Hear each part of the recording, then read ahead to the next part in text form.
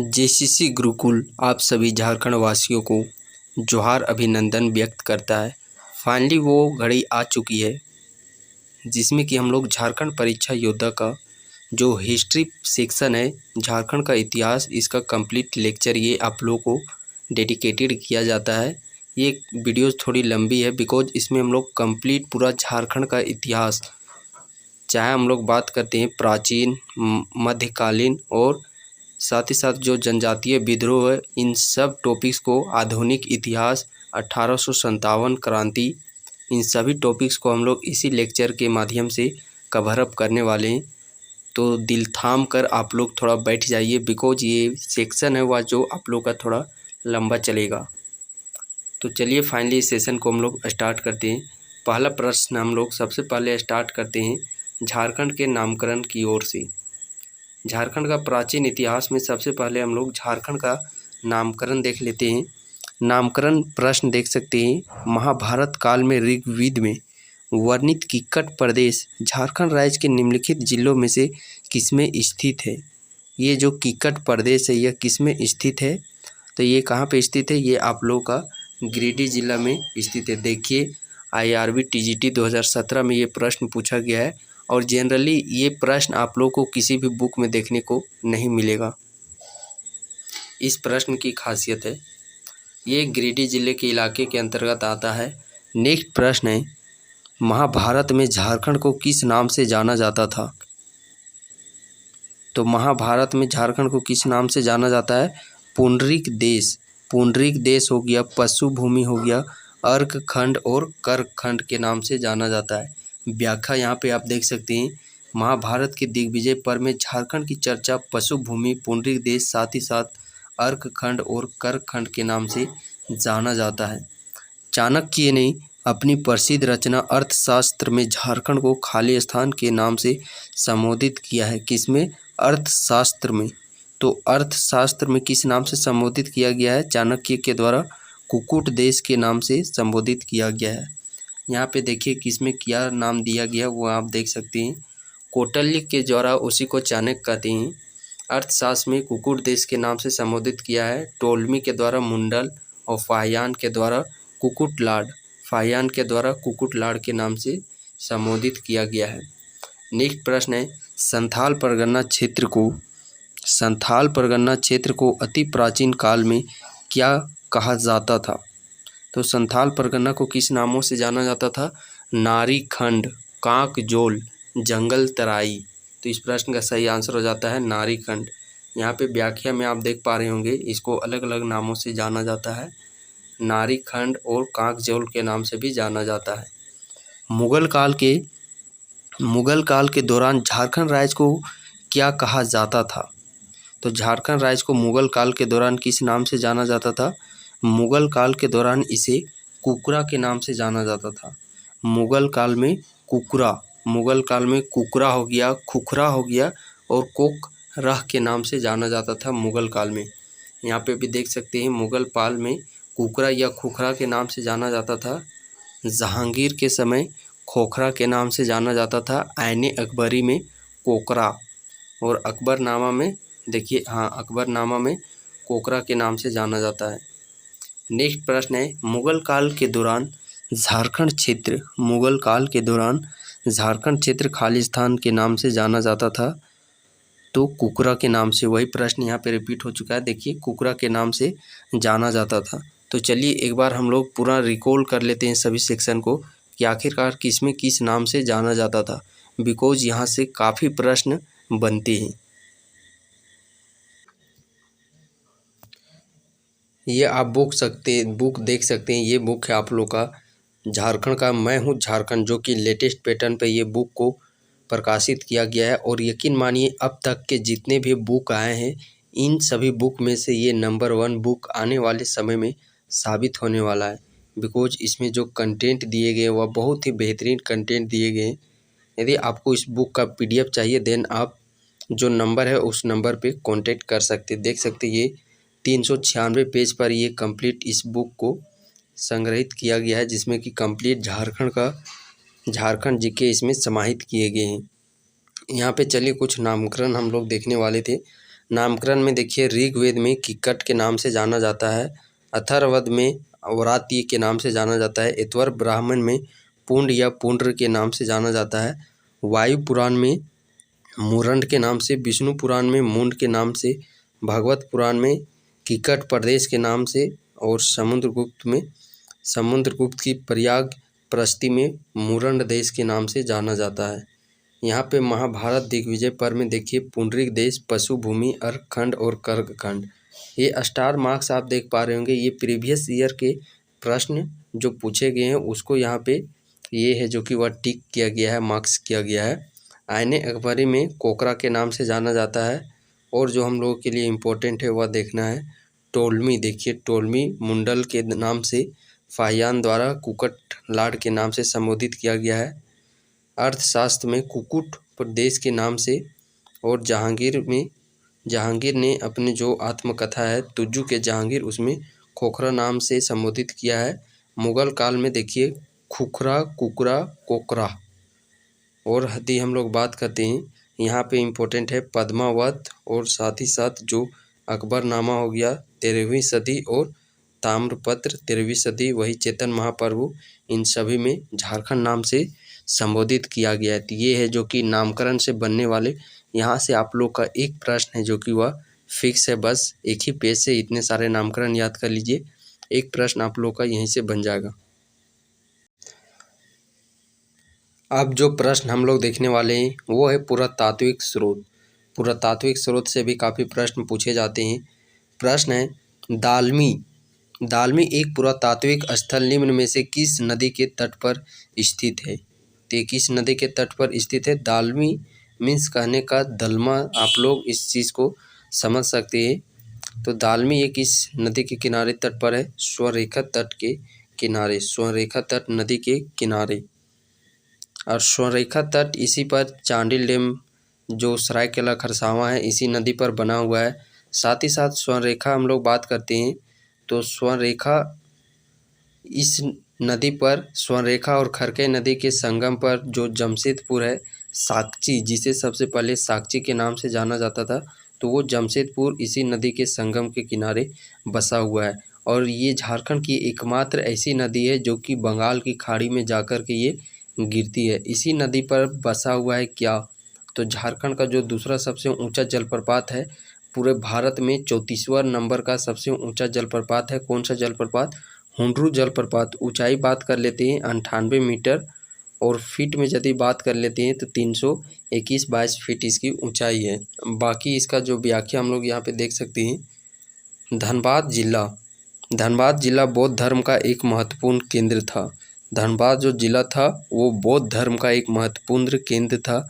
यहाँ के दालमी और बुद्धपुर में अनेक बुद्ध स्मारक आज भी देखे जा सकते हैं। पुरातात्विक स्थल दालमी स्वरेखा नदी के उत्तरी तट पर है। साथ ही साथ हम लोग देख सकते हैं धनबाद जिले में स्थित बुद्धपुर कसाई नदी के तट पर स्थित है।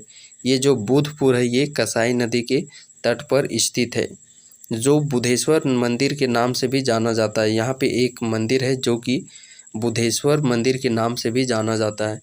अगला प्रश्न हम लोग देखते हैं, बर्फ आयु की गहरी, जो बर्फ आयु की गहरी भूमिगत गुफा में पाया जाता है। किस भूमिगत गुफा में पाया जाता है? इसको गांव में। और इसको गांव आप सुने होंगे, ये कहाँ पे है?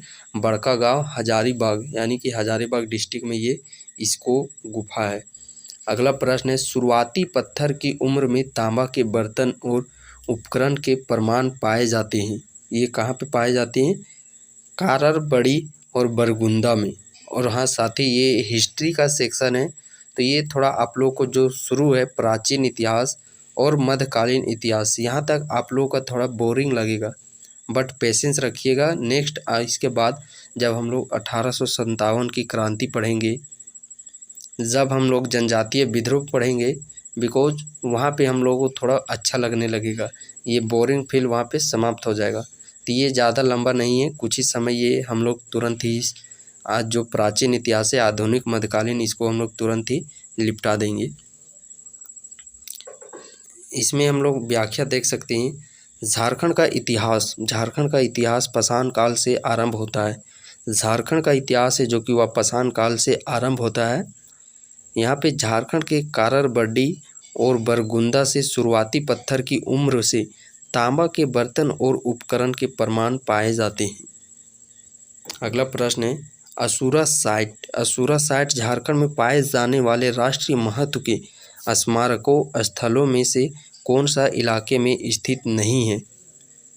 तो इसकी बात करते हैं तो सरिदकेल में स्थित है, खूंटी टोला में भी स्थित है और कुंजला में स्थित है। बट ईचागढ़ की बात करते हैं तो ये ईचागढ़ में स्थित नहीं है। यहाँ पे हम लोग व्याख्या देख सकते हैं। झारखंड का जो राष्ट्रीय महत्व के स्मारक स्थलों में प्रमुख स्थान रखने वाले असुरपुरा स्थल है, जो कि असुरा साइट्स हंसा है, कुंजला है, खूंटी टोला है और सरिदकेल है। इनके जो रख रखाव की जिम्मेदारी है वह भारतीय पुरातत्व सर्वेक्षण विभाग के पास है। खूंटी जिले में स्थित कुथार टोली, कुंजला, सरिदकेल, कठार टोली एवं हंसा को संरक्षित स्मारक घोषित किया जा चुका है। ये किस जिला के अंतर्गत आते हैं? खूंटी जिला के अंतर्गत।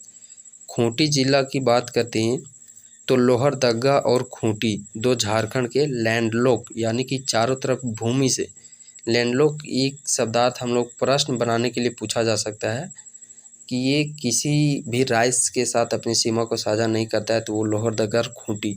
खूंटी जिला का स्थापना जो कि 23वां राज्य के रूप में स्थापित किया गया है, कब किया गया था? 12 सितंबर 2007 ईस्वी को। 12 सितंबर 2007 ईस्वी को। आगे हम लोग इसकी व्याख्या को देखते हैं। 50 एकड़ के क्षेत्र में फैला सरिदकेल, 50 एकड़ के क्षेत्र में फैला ये जो सरिदकेल है, ये खूंटी तमाड़ रोड पर तजना नदी, याद रखिएगा तजना नदी के तट पर स्थित है।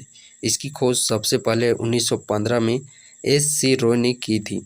कुंजला खूंटी के पश्चिमी में स्थित है। मेनली ये जो खूंटी का है, इस चीज़ को आप लोगों को याद कर लेना है। कुथार टोली, कुंजला, सरिदकेल और कठार टोली, ये हो गया। अगला प्रश्न हम लोग देखते हैं। हजारीबाग के उत्तर की ओर झारखंड में से निम्न में से कौन से स्थान बौद्ध धर्म विरासत के अवशेष को दावा करती हैं? तो वह कौन सा है? इटखोरी। इटखोरी आप लोग नाम सुने होंगे। इटखोरी में ये जो इसका हम लोग व्याख्या देख लेते हैं, इससे भी काफ़ी प्रश्न यहाँ पे पूछे जाते हैं। व्याख्या आप देख सकते हैं, जहाँ पे ये आप लोग को हाईलाइट किया है वहाँ से देखिए। चतरा जिले के इटखोरी प्रमुख, इटखोरी कहाँ पे है? ये चतरा जिला, ये काफ़ी प्रसिद्ध ये जगह है। इटखोरी अब बौद्ध साइट बनने जा रहा है। यहाँ 3 बौद्ध स्तूप सहित अनेक बौद्ध अवशेष मिले हैं। ये बौद्ध साइट बनने जा रहा है और आने वाला समय में ये जो इटखोरी है वह गया के बाद सबसे बड़ा बौद्ध केंद्र बन सकता है। तो ये आप देख सकते हैं, यहाँ पे गया है, उसके बाद ये सबसे बड़ा बौद्ध केंद्र बन सकता है। नेक्स्ट प्रश्न है, चंदन सहित पहाड़ी पर अशोक शिलालेख झारखंड के निम्नलिखित जिलों में से किस में स्थित है? तो यहाँ पे जो ऑप्शन है वह थोड़ा रॉन्ग दिया गया है, तो इस चीज़ को यहाँ पे व्याख्या में डिटेल्स पूर्वक दिया गया है। ये जो चंदन सहित पहाड़ी है वह बिहार के सासाराम में स्थित है। मेनली ये जो चंदन सहित पहाड़ी है, ये किस जिला के ये बिहार राज्य के सासाराम जिला के अंतर्गत में ये स्थित है। झारखंड में नहीं, ये बिहार में स्थित है। इस पहाड़ी पर ब्राह्मी लिपि में लिखा जाता है। किस लिपि में? लिपि में लिखा जाता है, तो ये ब्राह्मी लिपि में लिखा जाता है। और सभी लिपियों का जन्मदाता भी ब्राह्मी लिपि को माना गया है। सभी लिपियों का जन्मदाता ब्राह्मी लिपि को माना गया है। इस चीज़ को भी, ये प्रश्न भी आप लोगों को एक बार पूछा जा चुका है।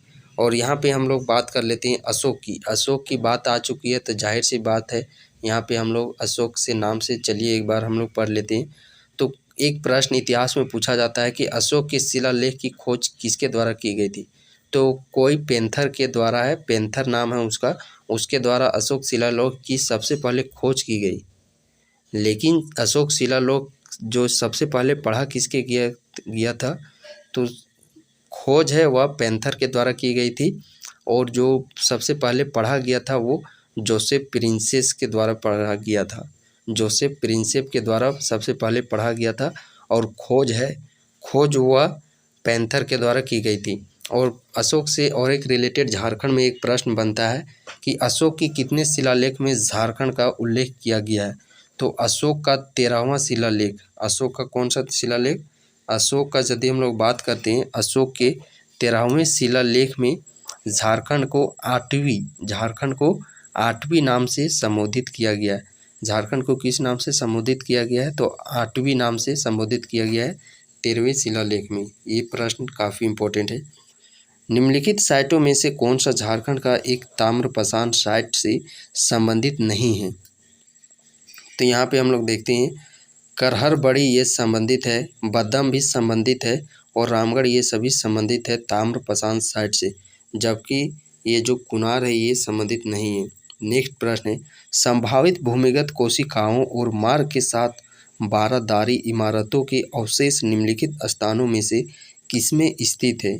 तो ये किसमें स्थित है, अर्जी, मुकीमपुर, संथाल परगन्ना, ये यहाँ पे स्थित है। ऑप्शन नंबर 20 प्रश्न का सही। नेक्स्ट प्रश्न हो जाता है कि सिंहभूम में खुदाई के दौरान निम्न में से कौन सा पाया गया है, निम्न में से कौन सा पाया गया है। तो यहाँ पे हम लोग देख पा रहे होंगे रोमन सिक्के पाए गए हैं। व्याख्या देख सकते हैं, रोमन साम्राज्य के सिक्के सिंहभूम में पाए गए हैं, जबकि इंडो सीथियन के सिक्के चाईबासा से मिले। रोमन साम्राज्य के जो सिक्के हैं वह सिंहभूम से पाए गए हैं, बट जो इंडो सीथियन सिक्के हैं ये चाईबासा से प्राप्त हुए हैं। नाउ नेक्स्ट प्रश्न हम लोग देखते हैं। तो अगली प्रश्न है जो कि कुषाण सम्राट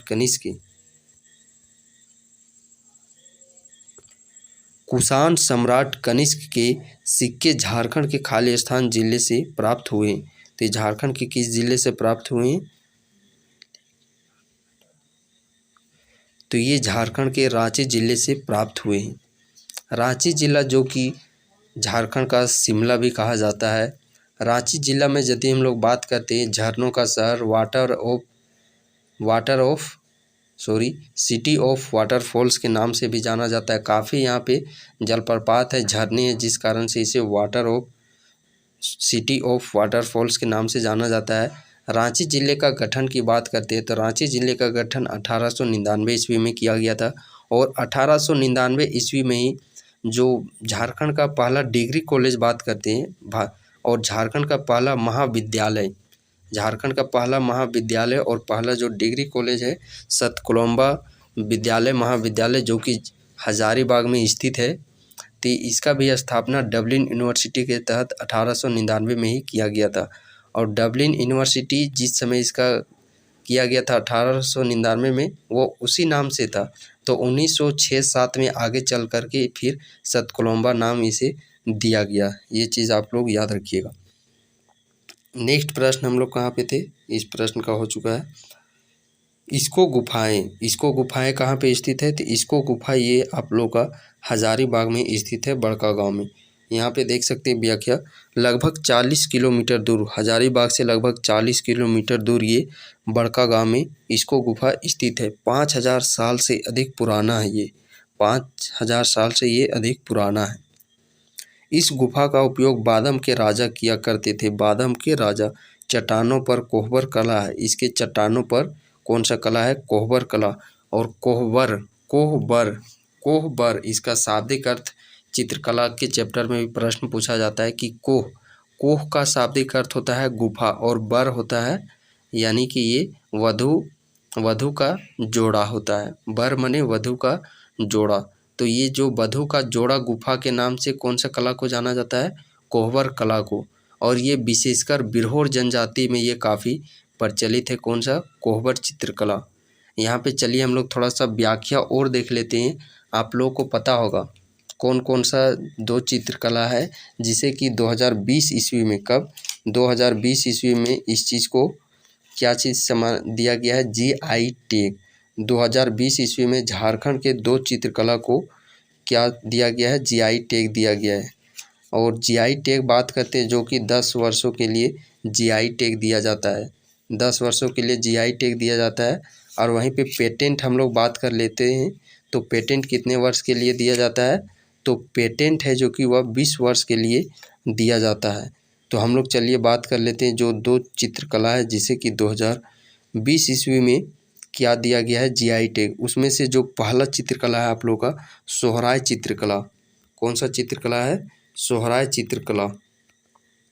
ये जो पहला आप लोग का एक सोहराय चित्रकला है और साथ ही साथ आप लोग का ये एक आप लोग का कोहबरा, यही कोहबरा, सोहराय और कोहबरा दोनों को 2020 ईस्वी में जीआई टैग से दिया गया है। जीआई टैग मेनली ये 10 वर्ष के लिए दिया जाता है, पेटेंट 20 वर्ष के लिए होता है। और जो सोहराय चित्रकला की सबसे पहले बात करते हैं तो सोहराय चित्रकला ये हजारीबाग में ये काफ़ी प्रचलित है। कौन सा, सोहराय चित्रकला। और ये जो कोहबर चित्रकला, कोह का शाब्दिक अर्थ गुफा और बर का शाब्दिक अर्थ होता है दूल्हा, यानी कि गुफा में विवाहित जोड़ा इसका शाब्दिक अर्थ होता है। बिरहोर जनजाति में ये काफ़ी प्रचलित है, इस चीज़ को याद रखिएगा।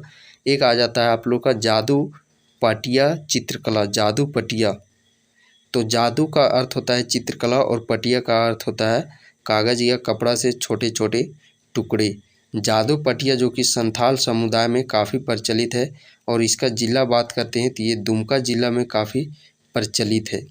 जिस प्रकार सोहराय चित्रकला हजारीबाग में, तो जादू पटिया ये दुमका में काफ़ी प्रचलित है। एक आता है आप लोग का पैतकर चित्रकला। क्या चीज़, पैतकर चित्रकला। जो पैतकर चित्रकला है ये आप लोग का बेसिकली सिंहभूम क्षेत्र में काफ़ी प्रचलित है और इसके लिए जो जनजाति है वो सबर जनजाति में ये प्रचलित है। इसे हम लोग अस्क्रोल चित्रकला, पैतकर चित्रकला को अस्क्रोल चित्रकला के भी नाम से जानते हैं। ये सबर जनजाति में काफ़ी प्रचलित है। अभी हम लोगों ने देखा कितने, सोहराय चित्रकला, सोहराय चित्रकला जो कि हजारीबाग क्षेत्र में प्रसिद्ध है। और कोहबर चित्रकला, कोहबर चित्रकला जो बिरहोर जनजाति में प्रचलित है। जादू पटिया जो कि दुमका जिला में प्रचलित है। और ये जो अस्क्रोल चित्रकला, पैतकर चित्रकला है ये सिंहभूम क्षेत्र के सबर जनजाति में ये काफ़ी प्रचलित है। किसमें, सिंहभूम क्षेत्र के।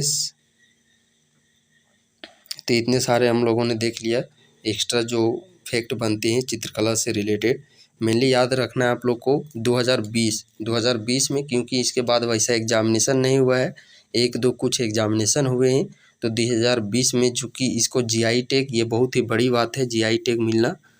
तो इससे प्रश्न आप लोगों का पूछा जा सकता है कि 2020 में किन दो चित्रकला को झारखंड के जीआई टैग दिया गया है। तो कोहबर चित्रकला और सोहराय चित्रकला।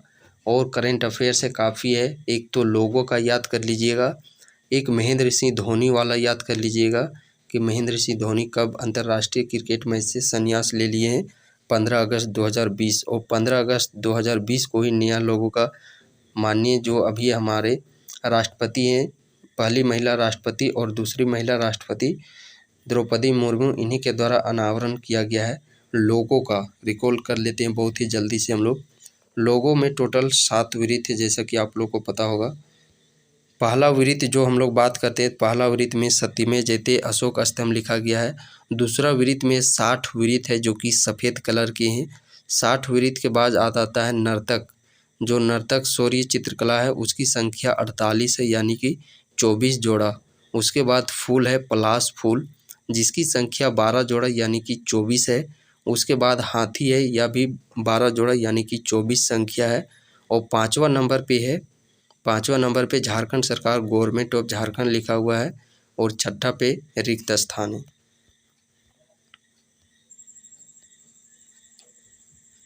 ये प्रश्न है, झारखंड के इतिहास की शुरुआत, झारखंड के इतिहास की शुरुआत कब से मानी जाती है। तो झारखंड के इतिहास की शुरुआत है जो कि वह मेसोलिथिक युग से मानी जाती है। कब से मानी जाती है, मेसोलिथिक युग से मानी जाती है झारखंड की शुरुआत। अब हम लोग चलते हैं प्राचीन राजवंश की तरफ, प्राचीन राजवंश की तरफ। तो वर्ष 2020 में तृतीय महाराजा जगन्नाथ सिंह कुमार विक्रम सिंह फर्स्ट ने खालिस्तान राज्य की स्थापना की थी। तो किसकी स्थापना की थी, सरायकेला की स्थापना की थी। और सरायकेला रियासत आप लोग को मालूम होगा कि स्थापना कब की गई थी, 1620 ईस्वी में। सरायकेला रियासत की स्थापना 1620 ईस्वी में की गई थी। तो 1620 ईस्वी में किसके द्वारा की गई थी, ये शिववंशी अर्जुन सिंह के जो पुत्र थे, शिववंशी जो पुत्र थे, कौन पुत्र थे, कुंवर सिंह प्रथम थे। इनके द्वारा ये सरायकेला रियासत की है जो कि वह स्थापना की गई थी। कब, 1620 ईस्वी में। इस चीज़ को याद रखिएगा, 1620 ईस्वी में सरायकेला रियासत की स्थापना की गई थी। ये प्रश्न काफ़ी बार पूछा जाता है। नेक्स्ट प्रश्न हम लोग देखते हैं, निम्नलिखित में सरायकेला रियासत का आखिरी शासक कौन था। तो यहाँ पे हम लोग देख सकते हैं, जो आखिरी शासक की यदि हम लोग बात करते हैं तो इसके आखिरी शासक कौन थे। ऑप्शन आप देख सकते हैं। तो इसके जो आखिरी शासक की बात करते हैं, एच राजा आदित्य प्रताप सिंहदेव इसके अंतिम राजा थे। इन्होंने 1948 में भारत के विलय समझौता पर हस्ताक्षर किए थे। प्रथम नागवंशी राजा कौन है। अगला प्रश्न हम लोग देखते हैं कि प्रथम नागवंशी राजा कौन थे। इससे पहले हम लोग चलिए कुछ ये जो सरायकेला खरसावां है, इससे हम लोग कुछ यहाँ पे प्रश्न देख लेते हैं इसी से रिलेटेड। सरायकेला गोलीकांड का आप लोग नाम सुने होंगे। सरायकेला गोलीकांड का आप लोग नाम सुने होंगे। तो ये कब की घटना है। सरायकेला जो गोलीकांड है ये कब की घटना है। 1 जनवरी 1948 ईस्वी की यह घटना है। सरायकेला जो गोलीकांड है ये भी प्रश्न पूछा जाता है। सरायकेला गोलीकांड कब की घटना है। 1 जनवरी 1948 ईस्वी की घटना है। प्रथम नागवंशी राजा कौन था। तो प्रथम नागवंशी राजा कौन था, फनी मुकुट राय। प्रथम नागवंशी राजा फनी मुकुट राय। और फनी मुकुट की बात करते हैं तो इसकी राजधानी क्या थी। तो फनी मुकुट की राजधानी थी सुतियांबे राजधानी थी। और इसे नागवंश का आदि पुरुष के नाम से भी जाना जाता है। नागवंशी का आदि पुरुष के नाम से किसे जाना जाता है। तो फनी मुकुट राय को नागवंशी का आदि पुरुष के नाम से जाना जाता है। और इन्होंने ही सुतियांबे को सबसे पहले अपनी राजधानी बनाई। प्रश्न ये भी पूछा जाता है कि नागवंशी की पहली राजधानी क्या थी। तो नागवंशी की पहली राजधानी सुतियांबे थी। अगला प्रश्न है, नागवंशी राजा ने सर्वप्रथम नवरत्न नामक पंचमंजिला भवन निर्माण कहाँ करवाया गया था। तो पंचमंजिला भवन है नवरत्नगढ़ का किला, जिसे हम लोग दोयसा की किला के नाम से भी जानते हैं। इसका जो निर्माण है वह दुर्जन साल ने करवाया था। दुर्जन साल, वही दुर्जन साल जिसकी राजधानी थी दोयसा। और दोयसा में ही नवरत्नगढ़ पंचमंजिला का निर्माण किया गया था। और ये दुर्जन शाह है जो कि सबसे पहले नागवंशी राजा थे जिन्होंने शाह की उपाधि प्राप्त की थी। जिस प्रकार भीमकर्ण पहले नागवंशी राजा थे, कर्ण की उपाधि प्राप्त करने वाले वो नागवंशी राजा थे भीमकर्ण। और दुर्जन शाह थे वो आप लोगों के शाह की उपाधि करने वाले पहले नागवंशी राजा थे। अगला प्रश्न है, नागवंशी परिवार का मुख्यालय दोयसा का मुख्यालय स्थानांतरित हुआ था। तो ये कहाँ पे, दोयसा में किस कारण से ये स्थानांतरित हुआ था। तो दोयसा में युद्ध में पराजित होने के कारण से ये स्थानांतरित हुआ था। नाउ नेक्स्ट हम लोग प्रश्न देखने, अगला प्रश्न, उस शासक का नाम बताइए। उस शासक का नाम बताना है जो कि नागवंशी राज्य की राजधानी सुतियांबे से चुटिया स्थानांतरित की थी। चुटिया किसकी राजधानी थी। तो प्रताप राय की राजधानी चुटिया थी। फनी मुकुट राय की राजधानी सुतियांबे थी। प्रताप राय की राजधानी चुटिया थी। यहाँ पे देख सकते हैं, ये व्याख्या में आप लोग को दिया गया है कि किस नागवंशी राज्य का कौन सा राजधानी था। तो फनी मुकुट राय का राजधानी था सुतियांबे, प्रताप राय का राजधानी चुटिया, भीमकर्ण ये पहले नागवंशी राजा कर्ण की उपाधि प्राप्त करने वाले, खुखरा इसका राजधानी था, दुर्जन साल ये पहले नागवंशी राजा शाह की उपाधि प्राप्त करने वाले। नेक्स्ट बात करते हैं एनी शाह की राजधानी जो कि सतरंजी थी, यदुनाथ शाह की राजधानी पालकोट, जगन्नाथ शाह की राजधानी पालकोट भोरो और उदयनाथ शाहदेव की राजधानी रातूगढ़।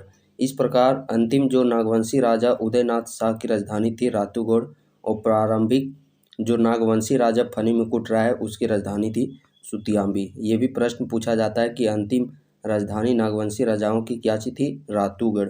प्रारंभिक राजधानी बात करते हैं, प्रारंभिक राजधानी सुतियांबे थी। नेक्स्ट प्रश्न है, निम्नलिखित में से रामगढ़ का कौन सा राजा शुरू से अंत तक अंग्रेजों का विरोध करता रहा। तो वो कौन सा राजा था, मुकुंद सिंह। इसका हम लोग व्याख्या देख लेते हैं। तो व्याख्या के संबंध में इस प्रकार प्रश्न पूछे जा सकते हैं। अंग्रेज अधिकारी केमक के नेतृत्व में हजारीबाग में अंग्रेजों का प्रवेश हुआ। 1772 ईस्वी में रामगढ़ राज्य पर चढ़ाई की गई। जिसके कारण मुकुंद नायक सिंह, ये जो मुकुंद नायक सिंह है वह पलामू भाग गए। और ये जब मुकुंद नायक सिंह पलामू भाग गए देन आफ्टर अंग्रेज समर्थक है जो कि वह अंग्रेज का जो समर्थक करने वाला था तेज सिंह, उसको रामगढ़ का राजा घोषित किया गया। नेक्स्ट बात करते हैं 1973 ईस्वी में, तो रामगढ़ साथ ही साथ पलामू और छोटा नागपुर खास को मिला करके रामगढ़ जिले का गठन किया गया 1973 ईस्वी में। नेक्स्ट प्रश्न बात करते हैं रामगढ़ के राजा की मूल राजधानी क्या थी। तो रामगढ़ के राजा की मूल राजधानी रामगढ़ थी।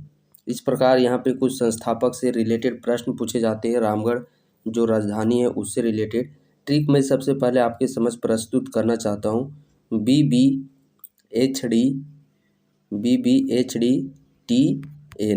ये आप लोग का ट्रिक है। इस ट्रिक बेस पर आप लोग आसानी से इस चीज़ को याद कर ले सकते हैं। साथ ही साथ इधर हम लोग बात करते हैं, ये पहला शब्द आप लोग को याद करना है CCU, उसके बाद फिर 12 इप, CCUR 12 इप। ये आप लोगों को थोड़ा पेचीदा पेचीदा लगेगा क्योंकि ये आपके सामने पहली बार ये आ रहा है। जब इस चीज़ को आप लोग 4 बार रिपीट कर लीजिएगा, यकीन मानिए यह आप लोग को याद हो जाएगा। BBHDTN CCUR 12 इप, CCUR 12 इप। और यहाँ से है कि कन्फर्म है कि यदि यहाँ से प्रश्न पूछे जाएंगे तो यदि आप लोग ट्रिक बेस याद नहीं रखिएगा तो यहाँ से यकीनन है जो कि आप लोग को एग्ज़ाम में जब प्रश्न पूछा जाएगा भूल ही जाइएगा। और ये बहुत ही इंपॉर्टेंट प्रश्न यहाँ से बनता है। बागदेव की राजधानी 2 थी, एक तो सबसे पहले सीसिया को बनाया था अपना राजधानी, फिर उर्दा को अपना राजधानी बनाया था। एच की बात करते हैं तो ये बादम को अपनी राजधानी बनाया था। डी से दलेल सिंह रामगढ़ को राजधानी बनाया था। और टी से तेज सिंह जो कि इचाक को राजधानी बनाया था। एन से नारायण यानी जो कि पद्मा को राजधानी बनाया गया था। इस प्रकार रामगढ़ राइस की बात करते हैं तो रामगढ़ राइस की जो अंतिम राजधानी थी वह थी पद्मा और प्रारंभिक राजधानी थी सीसिया। नाउ नेक्स्ट प्रश्न बात करते हैं झारखंड के किस स्थान को प्राचीन काल में हरित किवाना के नाम से जाना जाता था। तो हरित किवाना के नाम से किस जिले को जाना जाता था। देवघर जिले को हरित किवाना के नाम से। यहाँ पे बात करते हैं बैद्यनाथ मंदिर है जो कि 12 ज्योतिर्लिंगों में से एक है और 51 शक्तिपीठों में से एक है। इस बैद्यनाथ जो मंदिर है यहाँ पे उपस्थित है। यहाँ पे सबसे बड़ा विश्व का सावन मेला लगता है यहाँ पे। और इस मेले की खासियत बात करते हैं तो जुलाई अगस्त में काफ़ी यहाँ पे पर्यटकों की भीड़ होती है, दर्शन करने के लिए आते हैं। और इस बैद्यनाथ मंदिर का निर्माण बात करते हैं 1596 ईस्वी में। 1596 ईस्वी में गिद्धौर के 10वें राजा पुरनमल राजा के द्वारा इसका निर्माण करवाया गया था। गिद्धौर राजवंश के 10वें राजा पुरनमल के द्वारा कब 1596 ईस्वी में।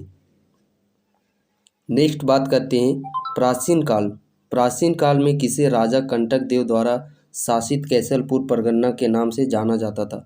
तो बीरू कैसलपुर के नाम से किस परगना को जाना जाता था। तो सिमडेगा को बीरू कैसलपुर के नाम से जाना जाता था। यहीं पे यदि हम लोग बात करते हैं तो रांची को किस नाम से जाना जाता था। विल्किंसनपुर और बीरू कैसलपुर में काफ़ी अंतर है।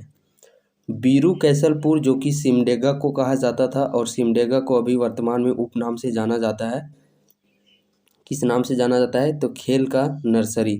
साथ ही साथ हम लोग बात करते हैं हॉकी का पालना। तो इस प्रकार जो उपनाम है सिमडेगा को खेल का नर्सरी, हॉकी का पालना और बीरू कैसलपुर, इन 3 उपनामों से जाना जाता है सिमडेगा ज़िले को। वहीं रांची को बात करते हैं तो रांची को किस नाम से जाना जाता है। विल्किंसनपुर के नाम से रांची को जाना जाता था। तो यही यहाँ पे व्याख्या है जो कि ये सिर्फ हम लोग को पढ़ना है। नेक्स्ट बात करते हैं अब हम लोग प्रश्न है जो कि वह जैन धर्म से रिलेटेड पूछा जाता है। जैन धर्म ये काफ़ी प्रचलित है गिरिडीह पारसनाथ क्षेत्र में, सो इससे रिलेटेड प्रश्न पूछा जाता है। जैनियों के 23वें तीर्थकर पारसनाथ ने खाली स्थान जिले में शिखरजी पर मोक्ष प्राप्त किया था। वो स्थान कहाँ था, गिरिडीह पारसनाथ स्थान था। यहाँ पे व्याख्या आप देख सकते हैं। जो पारसनाथ पहाड़ी है झारखंड की सबसे ऊंची पहाड़ी, इसे हम लोग समेत शिखर के नाम से भी जानते हैं। इसकी ऊंचाई बात करते हैं 1365 मीटर, फीट में बात करते हैं 4480 फीट। कलयुग में यहाँ पे बात करते हैं, कलयुग में कल्प वृक्ष की उपाधि प्राप्त की है। नाउ नेक्स्ट प्रश्न हम लोग बात करते हैं जैन धर्म में भगवान महावीर के लोर ए यादगा की यात्रा का संदर्भ है मुंडारी में, जिसका अर्थ होता है, तो मुंडारी में इसका अर्थ क्या आता है, आंसुओं की नदी। मुंडारी में इसका अर्थ हो जाता है आंसुओं की नदी। नाउ नेक्स्ट प्रश्न हम लोग आगे की ओर बढ़ते हैं।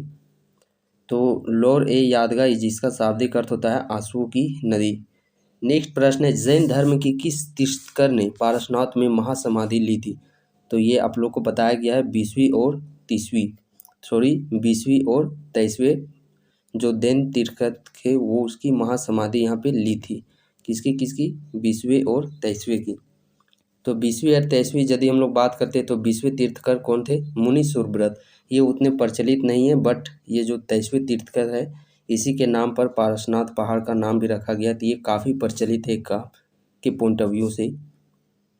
झारखंड का मध्यकालीन इतिहास, इस प्रकार अब हम लोग जो आधुनिक प्राचीन इतिहास बात करते हैं, झारखंड का प्राचीन इतिहास वो अब समाप्त की हो चुकी है। अब हम लोग आगे बढ़ते हैं झारखंड का मध्यकालीन इतिहास, और आप लोग लास्ट तक बने रहिएगा बिकॉज इस सेशन में आप लोग को कंप्लीट झारखंड का हिस्ट्री सेक्शन इसमें कंप्लीट करा दिया गया है आप लोगों को। भले ही ये वीडियो थोड़ा देरी हुई है, बट ये वीडियो है जो कि वह दुरुस्त के साथ आई है। इसमें कंप्लीट आप लोग को हिस्ट्री लेक्चर प्रोवाइड किया जा रहा है। नेक्स्ट प्रश्न बात करते हैं 1757 में प्लासी का लड़ाई के बाद सिराजुद्दीन द्वारा इस क्षेत्र पर कब्जा कर लिया गया था। तो किस क्षेत्र पर कब्जा कर लिया गया था, राजमहल के क्षेत्र पर। इसकी व्याख्या हम लोग यहाँ पे देखते हैं। तो राजमहल झारखंड के पूर्वी क्षेत्र के साहेबगंज जिले में स्थित है। राजमहल कहाँ पे है, ये साहेबगंज जिले में स्थित है, पूर्वी क्षेत्र में झारखंड के। यहाँ पे बात करते हैं दामिन ए को की भी घोषणा की गई थी। दामिन ए को की घोषणा किस वर्ष की गई थी, तो 1824 ईस्वी में दामिन ए को की घोषणा इस क्षेत्र में राजमहल क्षेत्र में की गई थी। कब, 1824 ईस्वी में। यहाँ पे नेक्स्ट बात करते हैं इसकी व्याख्या। इसकी बंगाल का राजधानी बनाया गया था इसे, जो कि यानी कि जो राजमहल क्षेत्र है इसे बंगाल का राजधानी भी बनाया गया था। 1757 में प्लासी युद्ध में पराजय के पश्चात सिराजुद्दौला राजमहल पर कब्जा कर लिया था तथा उसकी गिरफ्तारी में यहीं से हुई थी, इसकी सिराजुद्दीन की। और याद रखिएगा कि बंगाल की राजधानी इसी राजमहल को बनाया गया था। ये उपनाम में भी पूछा जाता है कि बंगाल की राजधानी के उपनाम से कौन सा जाना जाता है, तो राजमहल। नेक्स्ट प्रश्न बात करते हैं इस्लाम खान ने राजमहल से अपनी राजधानी को कहाँ स्थानांतरित कर दिया था। तो कहाँ पे स्थानांतरित कर दिया था, ढाका। इससे भी रिलेटेड काफ़ी प्रश्न है जो कि वह प्रीवियस ईयर में पूछे जाते हैं। इसकी हम लोग व्याख्या देख लेते हैं। यहाँ पे मुगल सेनापति इस्लाम खान बंगाल के सूबेदार थे। ये कहाँ के सूबेदार थे, बंगाल के। उसने 1610 ईस्वी में बंगाल की राजधानी को राजमहल से, देखिए 1610 ईस्वी में बंगाल की जो राजधानी पहले राजमहल थी, तो राजमहल से ढाका में स्थानांतरित कर दिया था और इसका नाम जहांगीर नगर रखा गया था, जहांगीर नगर। नेक्स्ट प्रश्न हम लोग आगे देखते हैं। तो निम्नलिखित में से कौन सुल्तान शुजा की राजधानी थी। सुल्तान शुजा की राजधानी इनमें से क्या चीज़ थी, तो सुल्तान शुजा की राजधानी थी राजमहल। 1639 इसकी व्याख्या हम लोग देख लेते हैं यहाँ पे। तो 1639 ईस्वी में मुगल सम्राट शाहजहां का पुत्र। नेक्स्ट प्रश्न है औरंगजेब के शासनकाल के दौरान दलेल सिंह ने मगर खां को हराया था जो कि खालिस्तान के शासक थे। तो ये मगर खान की बात करते हैं, ये कहाँ के शासक थे, तो ये चास के शासक थे। चास यानी कि जो कि अभी बोकारो में स्थित है। नाउ नेक्स्ट प्रश्न बात करते हैं दुर्जन साल सम्राट द्वारा हीरे की अपनी विशेषज्ञता के कारण झारखंड के किस शासक द्वारा जेल से रिहा किया गया था। तो जहांगीर के द्वारा। किसके द्वारा, जहांगीर के द्वारा। इसका जो व्याख्या है थोड़ा ये काफ़ी लंबा है, तो हम लोग व्याख्या देखने की इस प्रकार प्रयास करेंगे। जहांगीर की आत्मकथा, जो जहांगीर की आत्मकथा है तुजुक ए जहांगीर में छोटा नागपुर क्षेत्र से सोने की प्राप्ति का उल्लेख मिलता है। प्राप्ति का उल्लेख कहाँ से मिलता है, छोटा नागपुर क्षेत्र से सोने की प्राप्ति का उल्लेख मिलता है। छोटा नागपुर के स्थानीय लोगों द्वारा ये मानना है कि शंख नदी से हीरे प्राप्त करने के तरीके का वर्णन है। शंख नदी से। जहांगीर के समय कोकरा झारखंड का शासक दुर्जन साल था। जहांगीर के समय कोकरा झारखंड का जो शासक था वो दुर्जन साल था, जिसने मुगलों को अधीनता स्वीकार करने तथा माल गुजारी देने से मना कर दिया था। वो कौन सा शासक था? दुर्जन साल। यहाँ पे आगे हम लोग बढ़ते हैं तो 1615 ईस्वी में, कब? 1615 ईस्वी में जहांगीर ने इब्राहिम खां को बिहार का सूबेदार नियुक्त किया था तथा उसे कोकरा पर अधिकार करने का आदेश दिया। इब्राहिम खां ने कोकरा पर, ये हम लोग का इम्पोर्टेंट नहीं, यहाँ पे इम्पोर्टेंट है हम लोग का, दुर्जन शाह को गिरफ्तार कर 12 वर्षों तक, कितने वर्षों तक? 12 वर्षों तक ग्वालियर के किले में बंदी बनाकर रखा गया था। ये इम्पोर्टेंट है हम लोग के लिए कि बात करते हैं दुर्जन साल को लगातार 12 वर्षों तक ग्वालियर के किले में बंदी बना कर के रखा गया था। 1627 ईस्वी में जहांगीर के दरबार में एक हीरे का असलियत को लेकर विवाद हो गया था। कब? 1627 ईस्वी में। यहीं पे हम लोग आगे बढ़ते हैं जो कि इम्पोर्टेंट है। दुर्जन साल द्वारा असली हीरो की पहचान कर लेने के पश्चात जहांगीर ने खुश होकर उसे शाह की उपाधि दी। जैसा कि नागवंशी राजा, जो प्रथम नागवंशी राजा की बात करते हैं भीमकर्ण, जो कि कर्ण की उपाधि प्राप्त करने वाले थे, ठीक उसी प्रकार शाह की उपाधि प्राप्त करने वाले जो प्रथम नागवंशी राजा थे वो कौन से? दुर्जन साल। और शाह की उपाधि किसके द्वारा दी गई है? तो शाह की उपाधि जहांगीर के द्वारा दी गई है। इसके बदले दुर्जन शाह ने मुगल शासक जहांगीर को 6000 रुपये वार्षिक कर देने का स्वीकार किया था। नेक्स्ट प्रश्न है 1616 में कर नहीं देने के कारण किस महाराजा को जहांगीर ने ग्वालियर के किले में कैद कर लिया था? तो वह कौन सा राजा था? दुर्जन साल को। किसको? दुर्जन साल को। नेक्स्ट आगे बढ़ते हैं। नागवंशी शासक राजा दुर्जन साल, जो नागवंशी शासक राजा दुर्जन साल है, मुगल सम्राट जहांगीर को वार्षिक कर देने का स्वीकार किया था। वार्षिक कर की राशि कितनी थी? तो उस वार्षिक कर की राशि बात करते हैं। वार्षिक कर की राशि कितनी थी? वार्षिक कर की जो राशि थी वो 6000 रुपया थी। राजा जय सिंह, जिन्होंने खुद को 13वीं सदी में झारखंड का शासक घोषित कर दिया था, जो निम्न में से राज्य के थे, वह किस राज्य के थे? तो वो उड़ीसा राज्य के थे। कहाँ के थे वो? उड़ीसा राज्य की। व्याख्या को हम लोग यहाँ पे डिस्कस करते हैं। उड़ीसा के राजा जयसिंह देव ने 13वीं सदी में खुद को झारखंड का शासक घोषित कर अपना शासन लागू कर दिया था। कब? तो 13वीं सदी में। कौन? उड़ीसा के राजा जो जय सिंह थे, वह खुद को झारखंड का शासक घोषित कर अपना शासन लागू कर दिए थे। 13वीं शताब्दी के एक ताम्रपत्र, कब? ताम्रपत्र में इस क्षेत्र के लिए झारखंड शब्द का पहली बार प्रयोग किया गया था। उड़ीसा के राजा जय सिंह देव, जो उड़ीसा के राजा जय सिंह देव थे, वह कितनी शताब्दी में अपने लोगों द्वारा झारखंड के शासक के रूप में स्वीकार किया गया था? तो अभी हम लोगों ने देखा 13वीं शताब्दी में। किवंदती के अनुसार, देखिए ये इनसे जुड़ा हुआ जो उड़ीसा के राजा जय सिंह थे, इनसे रिलेटेड 3-4 प्रश्न यहाँ पे पूछे गए। किवंदती के अनुसार खाली स्थान सदी में उड़ीसा के राजा जय सिंह देव ने स्वयं को झारखंड का शासक घोषित कर लिया था। वो कितना शताब्दी थी? तो 13वीं सदी थी। नेक्स्ट आगे बढ़ते हैं। बिहार के मुगल सूबेदार शाइस्ता खां ने पलामू के पराक्रमी शासक प्रताप राय के विरुद्ध पलामू किले पर किस वर्ष में आक्रमण और संधि की थी? तो किस वर्ष ये आक्रमण और संधि की गई थी? 1641-42 ईस्वी में। व्याख्या, सम्राट शाहजहां द्वारा बिहार का सूबेदार नियुक्त किए जाने के पश्चात शाइस्ता खां ने 1641 ईस्वी में पलामू के चेरो राज्य पर आक्रमण किया था। प्रताप राय ने इस आक्रमण के बाद शाइस्ता खां से संधि करते हुए 80,000 रुपये देने व पटना में हाजिरी लगाना स्वीकार किया। 1642 ईस्वी में प्रताप राय से 80,000 रुपये प्राप्त कर शाइस्ता खां पटना लौट गया। तो ये कुछ इसके व्याख्या है। आगे हम लोग बढ़ते जो कि 12th प्रश्न है। मुगल बादशाह अकबर के किस सेनापति के नेतृत्व में मुगल सेना ने 1585 ईस्वी में छोटा नागपुर खास के नागवंशी शासक मधुकरण शाह मधु सिंह पर आक्रमण किया, उसे हराया तथा उसे मुगल का अधीनस्थ बनाया था? वह था शहबाज खान कंबू, शहबाज खान कंबू।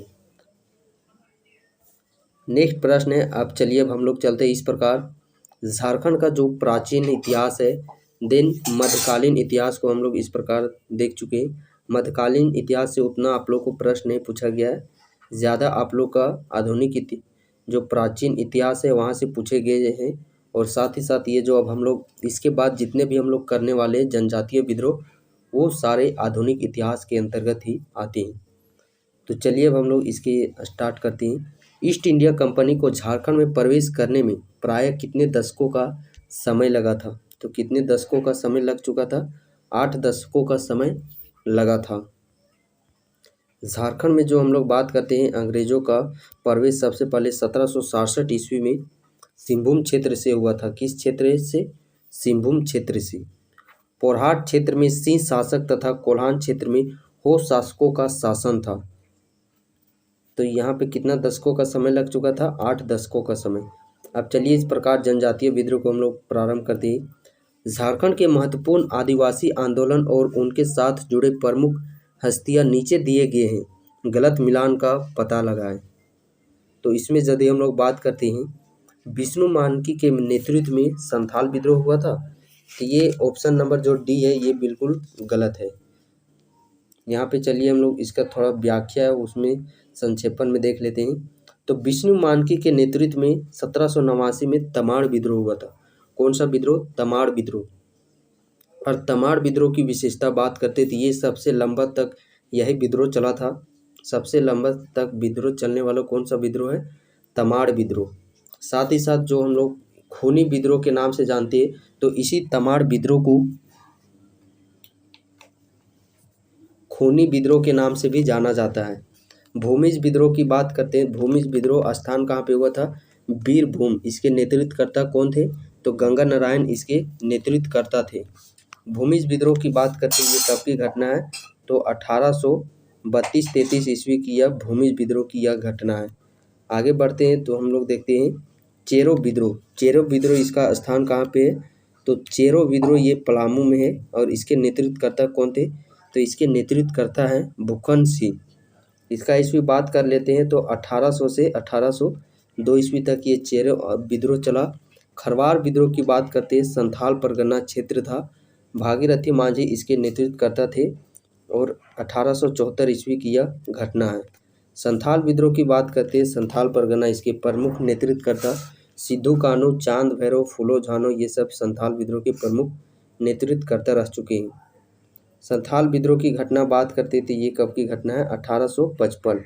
और तिलका आंदोलन की घटना 1783 से लेकर के 1785। तिलका मांझी इसके प्रमुख नेतृत्वकर्ता है तिलका आंदोलन की। अगला प्रश्न है, निम्न में से कौन अंग्रेज के दमनकारी शासन के विरुद्ध लड़ा था? तो अंग्रेज के जो दमन के विरुद्ध शासनकारी कौन सा लड़ा था? बिरसा मुंडा हो गया, सिद्धो मुर्मू, कान्हू मुर्मू, यानी कि ये सभी उपयुक्त सभी। बिरसा मुंडा आंदोलन की बात करते थे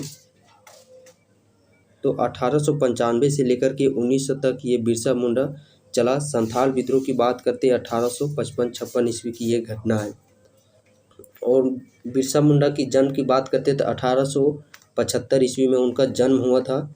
मृत्यु की बात करते हैं 9 जून 1900 ईस्वी में रांची के जेल में हैजा नामक बीमारी से बताया गया है अंग्रेजों के द्वारा।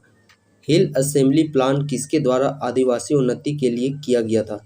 हिल असेंबली ये किसके द्वारा किया गया था? क्लीवलैंड के द्वारा। किसके द्वारा? क्लीवलैंड के द्वारा। आगे हम लोग बढ़ते हैं, दामिन एक्को की घोषणा। ये देखिए आप लोग को पहले बताया गया था, तो आई होप इसका आंसर आप लोग के दिमाग में चल रहा होगा।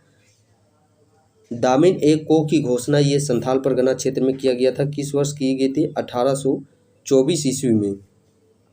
किस वर्ष की गई है? 1824 ईस्वी में। निम्न में से कौन सा मिलान गलत है? तो इसमें से कौन सा मिलान गलत है? यहाँ पे मिलान की बात करते हैं तो 73-74 खरवार भागीरथी मांझी बिल्कुल सही है। 32-33 बीरभूम का भूमिज विद्रोह बिल्कुल सही है। 55-60 सिद्धू कान्हू संथाल विद्रोह यह भी बिल्कुल सही है। बट ये भीमुज विद्रोह ऑप्शन नंबर सी की बात करते हैं तो ये हमारा रॉन्ग आंसर है। इसका जो हम लोग कुछ चलिए व्याख्या देख लेते हैं। इसका व्याख्या डिस्कशन करने की बात करें तो 1769 में धाल भूम और बड़ा भूम में सर्वप्रथम भूमिज विद्रोह की शुरुआत हुई थी। कब? 1769 ईस्वी में। कहाँ पे? धाल भूम और बड़ा भूम में भूमिज विद्रोह की शुरुआत हुई थी, जिसे चुआड़ विद्रोह के नाम से भी जाना जाता था। जो 1769 ईस्वी में जो धाल भूम और बड़ा भूम में ये सर्वप्रथम भूमिज विद्रोह हुआ था, जिसे कि चुआड़ विद्रोह के नाम से जाना जाता था। और जो 1700 यदि हम लोग बात करते हैं भूमिज विद्रोह की, तो ये भूमिज विद्रोह 1874 ईस्वी खरवार आंदोलन जो कि 1874, और भूमिज विद्रोह है 1832-33। जो 1832-33 है वो भूमिज विद्रोह के नाम से जाना जाता था, बट जो 1769 में हुआ था उस भूमिज विद्रोह को चुआड़ विद्रोह के नाम से जाना जाता था। आगे बढ़ते हैं यहाँ पे हम लोग 1832 ईस्वी में। कब? 1832 ईस्वी में जो भूमिज विद्रोह हुआ उसके प्रमुख जो नेतृत्व करता थे गंगा नारायण, उसके प्रमुख नेतृत्व करता थे। सरदार गोरिल्ला वाहिनी सेना का गठन किया गया था। सरदार गोरिल्ला वाहिनी का सेना का गठन किया गया था। इनमें से कौन सा विद्रोह 1875 में झारखंड में फूटा था? कब? 1875 ईस्वी में। तो 1875 ईस्वी की बात करते हैं तो यहाँ पे ऑप्शन के मुताबिक वैसा सही आंसर नहीं है। संथाल विद्रोह की बात करते हैं, ये 1855-56 ईस्वी की घटना है। बिरसा विद्रोह की बात करते हैं, ये 1895 से 1900 की घटना है। 1783 से 85 लेकर के ये तिलका मांझी की तिलका आंदोलन की घटना है। 1875 यानी कि ये खरवार विद्रोह के समकालीन था, 1875 ईस्वी। सो ऑप्शन नंबर डी इनमें से कौन नहीं हो जाएगा। जनजातीय आंदोलन का मुख्य कारण, जो जनजातीय आंदोलन था इसका मुख्य कारण क्या था? तो इसका जो मुख्य कारण था वह दमन किए गए लोगों का शोषण, ये इसका मुख्य कारण था। छोटा नागपुर की आदिवासी क्रांति कब हुई थी? छोटा नागपुर की जो आदिवासी क्रांति है वह किस वर्ष हुई थी? तो ये जो आदिवासी क्रांति है वो 1858 से 59 के बीच में हुई थी। नेक्स्ट अब हम लोग चलते हैं जो कि धाल विद्रोह। धाल विद्रोह ये सर्वप्रथम सिंहभूम क्षेत्र में हुआ था। धाल विद्रोह की घटना ये लगभग 10 वर्षों तक ये धाल विद्रोह चला था। कब? 1767 से लेकर के 1777 तक, यानी कि कंप्लीट ये 10 वर्षों तक धाल विद्रोह चला था। किस क्षेत्र में? तो सिंहभूम क्षेत्र में। झारखंड में जो अंग्रेजों का प्रवेश सर्वप्रथम सिंहभूम की ओर से हुआ था और इसी विद्रोह के दौरान हुआ था। अंग्रेजों के विरुद्ध विद्रोह का प्रथम जो बिगुल इसी क्षेत्र से हुआ था। जगन्नाथ धवल देव यानी कि जगन्नाथ धाल इसके प्रमुख नेतृत्व करता थे। कौन? जगन्नाथ धाल। 10 वर्षों तक चला था, 1767 से 77 के बीच में ये चली थी। 2000 रुपये, 3000 रुपये और 4000 रुपये वार्षिक कर के रूप में देना स्वीकार किया। ये थोड़ा यहाँ पे आप लोग पढ़ लीजिएगा। नेक्स्ट अब बढ़ते हम लोग चुआड़ विद्रोह की ओर से। तो धाल विद्रोह का देखिए यहाँ पे विद्रोह से किस प्रकार किस रिलेटेड प्रश्न पूछे जाते हैं वो चीज़ आप लोग को यहाँ पे मेनली फोकस करना है। धाल विद्रोह से एक सिर्फ ईस्वी से रिलेटेड एक प्रश्न पूछा था। चुआड़ विद्रोह से भी एक यही प्रश्न है ईस्वी से रिलेटेड। झारखंड का पहला चुआड़ विद्रोह कब हुआ था? तो चुआड़ विद्रोह की जिसके प्रमुख नेतृत्व करता थे रघुनाथ महतो। ये कब की घटना है? 1769 ईस्वी की यह घटना है। इसके जो प्रमुख नेतृत्व करता थे वो थे रघुनाथ महतो। और इन्हीं के द्वारा एक जो नारा दिया गया है, अपना गांव अपना राज, अपना गांव अपना राज, दूर भगाओ विदेशी राज। ये कौन से विद्रोह में दिया गया? चुआड़ विद्रोह में। किसके द्वारा? तो रघुनाथ महतो के द्वारा। अपना गांव अपना राज, दूर भगाओ विदेशी राज। पहाड़िया विद्रोह से देखिए, पहाड़िया विद्रोह से भी रिलेटेड एक प्रश्न पूछा गया है। पहाड़िया विद्रोह तो ये भी 10 वर्षों तक चला था। कब से कब तक? तो 1772 से लेकर के 1782 ईस्वी तक ये पहाड़िया विद्रोह भी चला था। जिसमें पहाड़िया विद्रोह में किस रानी ने सहयोग दिया था? तो किस रानी के द्वारा सहयोग दिया गया था? महेशपुर की रानी के द्वारा सहयोग मिला था। महेशपुर की जो रानी सर्वेश्वरी थी उसके द्वारा इस पहाड़िया विद्रोह में सहयोग मिला था। पहाड़िया विद्रोह कब की घटना है? तो 1772 से 82। ये भी धाल विद्रोह की जैसा है। धाल विद्रोह 67 से 77, ठीक उसी प्रकार ये भी 10 वर्षों तक चला था, 72 से लेकर के 82 तक। 72 से लेकर के 82 तक। नेक्स्ट प्रश्न हम लोग आगे की ओर बढ़ते हैं। तमाड़ विद्रोह, पहाड़िया से एक प्रश्न हो गया। अब हम लोग जो पढ़ते हैं तमाड़ विद्रोह की ओर, तो तमाड़ विद्रोह बात करते हैं, ये सर्वाधिक सबसे लंबा चलने वाला ये विद्रोह है। इसे खूनी विद्रोह के नाम से भी जाना जाता है, खूनी विद्रोह के नाम से भी जाना जाता है। और ये सर्वाधिक लंबे समय तक ये तमाड़ विद्रोह उलान ये विद्रोह है जो कि वह चला था। इस विद्रोह में कुल चरणों की बात करते हैं तो यह विद्रोह है जो कि वह कुल 6 चरणों तक चला था। ईस्वी की बात करते हैं हम लोग तो 1782 से लेकर के 1821 ईस्वी, कब 1782 से लेकर के 1821 ईस्वी तक यह तमाड़ विद्रोह चली थी। प्रश्न देखते हैं, देखिए अंग्रेजों के विरुद्ध सबसे लंबा, बृहत्तम और सबसे खूनी आदिवासी विद्रोह कौन सा है, तो यही तमाड़ विद्रोह है। 1782 से लेकर के 1821 ईस्वी तक यह विद्रोह चला था। खरवार विद्रोह 1874, संथाल 1855 से लेकर के 1856।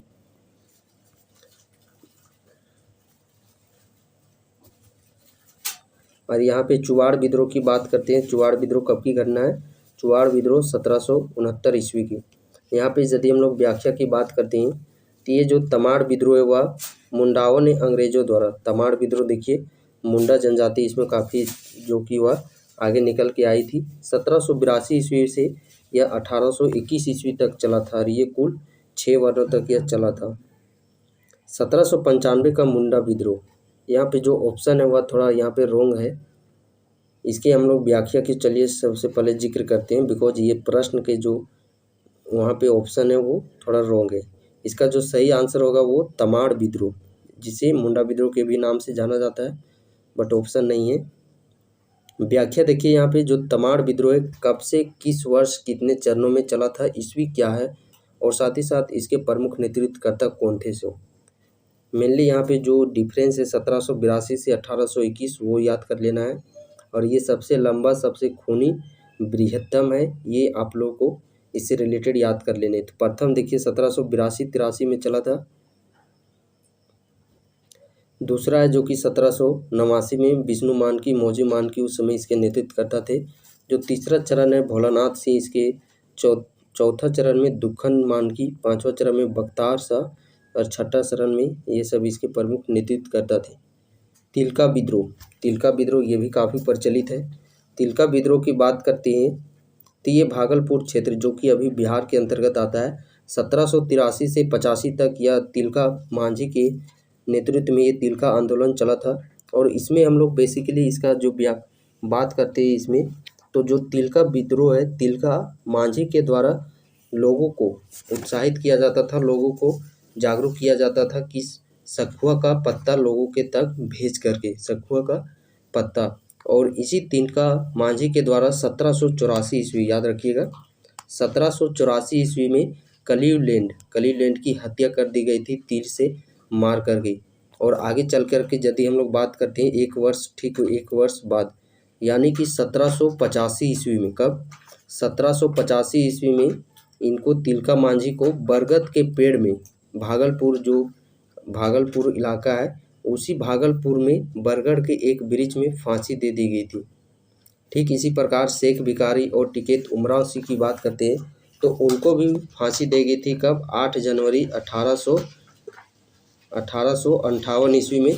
इनको फांसी तो सबसे पहले रांची में दे दिया गया था, देन आफ्टर 6 जनवरी को ही रांची में फांसी दे दी गई थी। और ठीक 1-2 दिन बाद यानी कि 8 जनवरी के इनके शव को पूरा जो रामगढ़ का हम लोग चुटुपाली घाटी देखते हैं, ललकी घाटी के नाम से भी जानते हैं, उस चुटुपाली घाटी में एक बरगद के वृक्ष में उनके शव को लटका दिया गया था। तो ये जो प्रश्न यहाँ देख पा रहे होंगे, तिलका मांझी ने आदिवासी विद्रोह का नेतृत्व किया और ब्रिटिश सेना प्रमुख को घायल करने में कामयाब रहा। वर्ष 1785 में तिलका मांझी को किस शहर में फांसी पर लटका दिया गया था, तो 1785 ईस्वी में कौन सा शहर था, भागलपुर शहर। वही यहाँ पे आप व्याख्या देख सकते हैं, 1783 से 85 तक चला था। प्रमुख नेतृत्वकर्ता थे इसके जो तिलका मांझी थे। और देखिए इस क्षेत्र से अंग्रेजों को खदेड़ना था।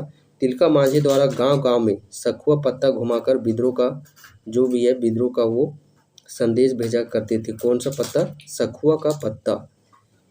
और आगे चल कर के 13 जनवरी 1784 में तिलका मांझी ने तीर मारकर अंग्रेज अधिकारी जो क्लीवलैंड थी उसको हत्या कर दिया गया था। किसका? क्लीवलैंड को। और 1785 ईस्वी में बात करते हैं हम लोग, तो 1785 ईस्वी में इनको गिरफ्तार करके भागलपुर में ही, कहाँ पे? भागलपुर में ही एक बरगद के वृक्ष में इनको फांसी दे दी गई थी।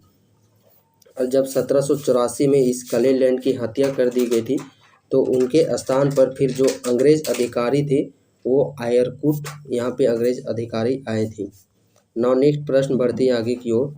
तो किसके नेतृत्व में 1780 से 1785 के दौरान संचालित जनजातीय विद्रोह ने भागलपुर में ब्रिटिश सेना को प्रमुख को चोटिल करने और उसे फांसी देने में सफलता प्राप्त की थी? तो वो कौन था? तिलका मांझी। कौन? तिलका मांझी। यहाँ पे हम लोग भागीरथी मांझी की बात करते हैं तो ये प्रमुख नेतृत्व करता थे खरवार विद्रोह की। 1874 ईस्वी खरवार आंदोलन, ये इसके प्रमुख नेतृत्व करता है। ये दुखन मान की व्याख्या वहीं पे ऊपर में है। नेक्स्ट प्रश्न है, झारखंड के उस स्वतंत्रता सेनानी का नाम लिखे जिसने 1784 में ब्रिटिश सरकार के विरुद्ध आदिवासी विद्रोह का नेतृत्व किया था। कौन थे वो? तिलका मांझी। यहाँ पे व्याख्या हम लोग जरा देखते हैं। तिलका मांझी तिलका आंदोलन के नाम से भी जाना जाता है इस आंदोलन को। इस आंदोलन का जो प्रमुख केंद्र था वो वनचरी जोड़ था, जो वर्तमान समय में भागलपुर के नाम से भी जाना जाता है। पूछेगा जो तिलका विद्रोह, तिलका आंदोलन है, इसका प्रमुख जो क्षेत्र है, प्रमुख केंद्र, वह कौन सा था? तो वनचरी जोड़ इसका प्रमुख क्षेत्र था, जो कि भागलपुर क्षेत्र में आता है। और बिरसा मुंडा से रिलेटेड एक जंगल का नाम याद रखिएगा, जहाँ से उनको धोखे से उनको गिरफ्तार करके बिरसा मुंडा को ले गए थे। वो जंगल कौन था? तो जंगल, उस जंगल का नाम बात करते तो वह जंगल का नाम था जमकोपाई जंगल, जो कि चक्रधरपुर के अंतर्गत आता है। जमकोपाई, उसी जंगल से 3 मार्च को हम लोग बात करते हैं, सॉरी 3 जून, हाँ या 3 मार्च या 3 जून होगा, बट ईस्वी की बात करते वो 1900 ईस्वी थी। तो उस दौरान उनको जमकोपाई जो जंगल है वहाँ से उनको धोखे से गिरफ्तार कर लिया गया था। और उसी बाद वहाँ पे उनको जेल में शिफ्ट कर दिया गया था, रांची के जेल में। देन आफ्टर कुछ दिन बाद 9 जून 1900 ईस्वी को उनकी हैजा नामक बीमारी से मृत्यु होगी। देखिए एक कुछ रिलेटेड यहाँ से एक आप लोगों को एक प्रश्न पूछा गया है, तो इसका यदि हम लोग बात करते पहला और जो तीसरा है वह बिल्कुल सही है। यानी कि पहला में क्या देखते हैं, अंग्रेज के विद्रोह के लिए तिलका मांझी प्रथम संताल विद्रोह में शामिल थे, बिल्कुल सही है। तत्कालीन शहीद की मृत्यु को मनाने के लिए बाबा चौक का में जगह का नाम दिया गया है, ये भी बिल्कुल सही है। आगे बढ़ते हैं, तिलका मांझी को अंग्रेजों द्वारा किस वर्ष में पकड़ा गया था? तो किस वर्ष में पकड़ा गया था? 1785 ईस्वी में उनको पकड़ लिया गया था। तिलका मांझी को पकड़वाने वाला जो पहाड़िया सरकार था वो कौन था? जौरा। तिलका मांझी को जो पकड़वाने वाला जो पहाड़िया सरदार था वो था जौरा। कौन? जौरा। बाबा तिलका मांझी चौक के नाम से भी जाना जाता है। इनके नाम से एक चौक भी बनाया गया जो कि बाबा तिलका मांझी के चौक के नाम से भी जाना जाता है। ब्रिटिश द्वारा तिलका मांझी को फांसी दी गई थी। किस वर्ष फांसी दी गई थी? 1785 ईस्वी में भागलपुर में बरगद के एक वृक्ष में। 1785 में निम्नलिखित में से किस क्रांतिकारी नेता को फांसी पर लटका दिया गया था? 1785 तिलका मांझी को। बिरसा मुंडा की मृत्यु 9 जून 1900 ईस्वी को। और टाना भगत की बात करते हैं तो ये टाना भगत जो कि टाना भगत आंदोलन के प्रमुख नेतृत्व करता थे। टाना भगत आंदोलन जो घटना है ये 1914-15 ईस्वी की ये प्रमुख घटना है जिसके प्रमुख नेतृत्व करता थे टाना भगत। टाना भगत का कई बार इनका जन्म से रिलेटेड प्रश्न पूछ लिया जाता है। तो इनकी जन्म की बात करते हैं तो 1888 ईस्वी में इनका जन्म हुआ था। कब? 1888 ईस्वी में। जयपाल सिंह मुंडा, यहाँ पे यदि हम लोग मुंडा ऐड कर देते हैं तो जयपाल सिंह मुंडा से भी काफ़ी रिलेटेड प्रश्न बनते हैं। ये पहले हॉकी खिलाड़ी हैं और ये इंडिया टीम के पहले हॉकी खिलाड़ी के कप्तान रह चुके हैं, जो कि 1928 जो एम्स्टर्डम में ओलंपिक हुआ था उसमें स्वर्ण पदक जीतने का गौरव भी प्राप्त हुआ है। इनका साथ ही साथ इनकी बात करते हैं तो 1985 ईस्वी में झारखंड पार्टी का गठन भी किया गया था। कब? इन्हीं के नेतृत्व में। कब? 1950 ईस्वी में। और ये झारखंड पार्टी है, इसका जो छाप था मुर्गा छाप था। झारखंड पार्टी की छाप की बात करते हैं, मुर्गा छाप, ये भी प्रश्न पूछा गया है। कांग्रेस में विलय किस वर्ष किया गया था? तो कांग्रेस में विलय जो कि वह 1963 ईस्वी में की गई थी। और जयपाल सिंह मुंडा की मृत्यु ब्रेन हेमरेज से हो गई थी। कब? तो ब्रेन हेमरेज से 1970 ईस्वी में। कब? 1970 ईस्वी में ब्रेन हेमरेज के कारण इनकी मृत्यु हो गई थी। और 1970 ईस्वी में ही बात करते हैं तो शिबू सोरेन के द्वारा दिस्युम ग्रुप के नाम से जाने वाले शिबू सोरेन के द्वारा सोनेत संथाल समाज की भी स्थापना 1970 ईस्वी में की गई थी। साथ ही साथ 70 यानी कि 8 वर्षों के बाद 1978 ईस्वी में जो जेएमएम पार्टी है, शिबू सोरेन इन्हीं के नेतृत्व में जंगल काटो अभियान भी चलाया गया था। कब? 1978 ईस्वी में। और दिसुम गुरु की बात करते थे, ये सबसे कम कार्यकाल जो मुख्यमंत्री का है इन्हीं का है। और ये सबसे पहले मुख्यमंत्री बने थे उसी समय। मात्र 10 दिनों तक इनका जो मुख्यमंत्री कार्यकाल था, 2 मार्च से लेकर के 12 मार्च, यानी कि सबसे कम कार्यकाल 10 दिनों का था। तिलका मांझी को अंग्रेजों द्वारा किस वर्ष फांसी दी गई थी? 1785 में भागलपुर में बरगद के एक वृक्ष में।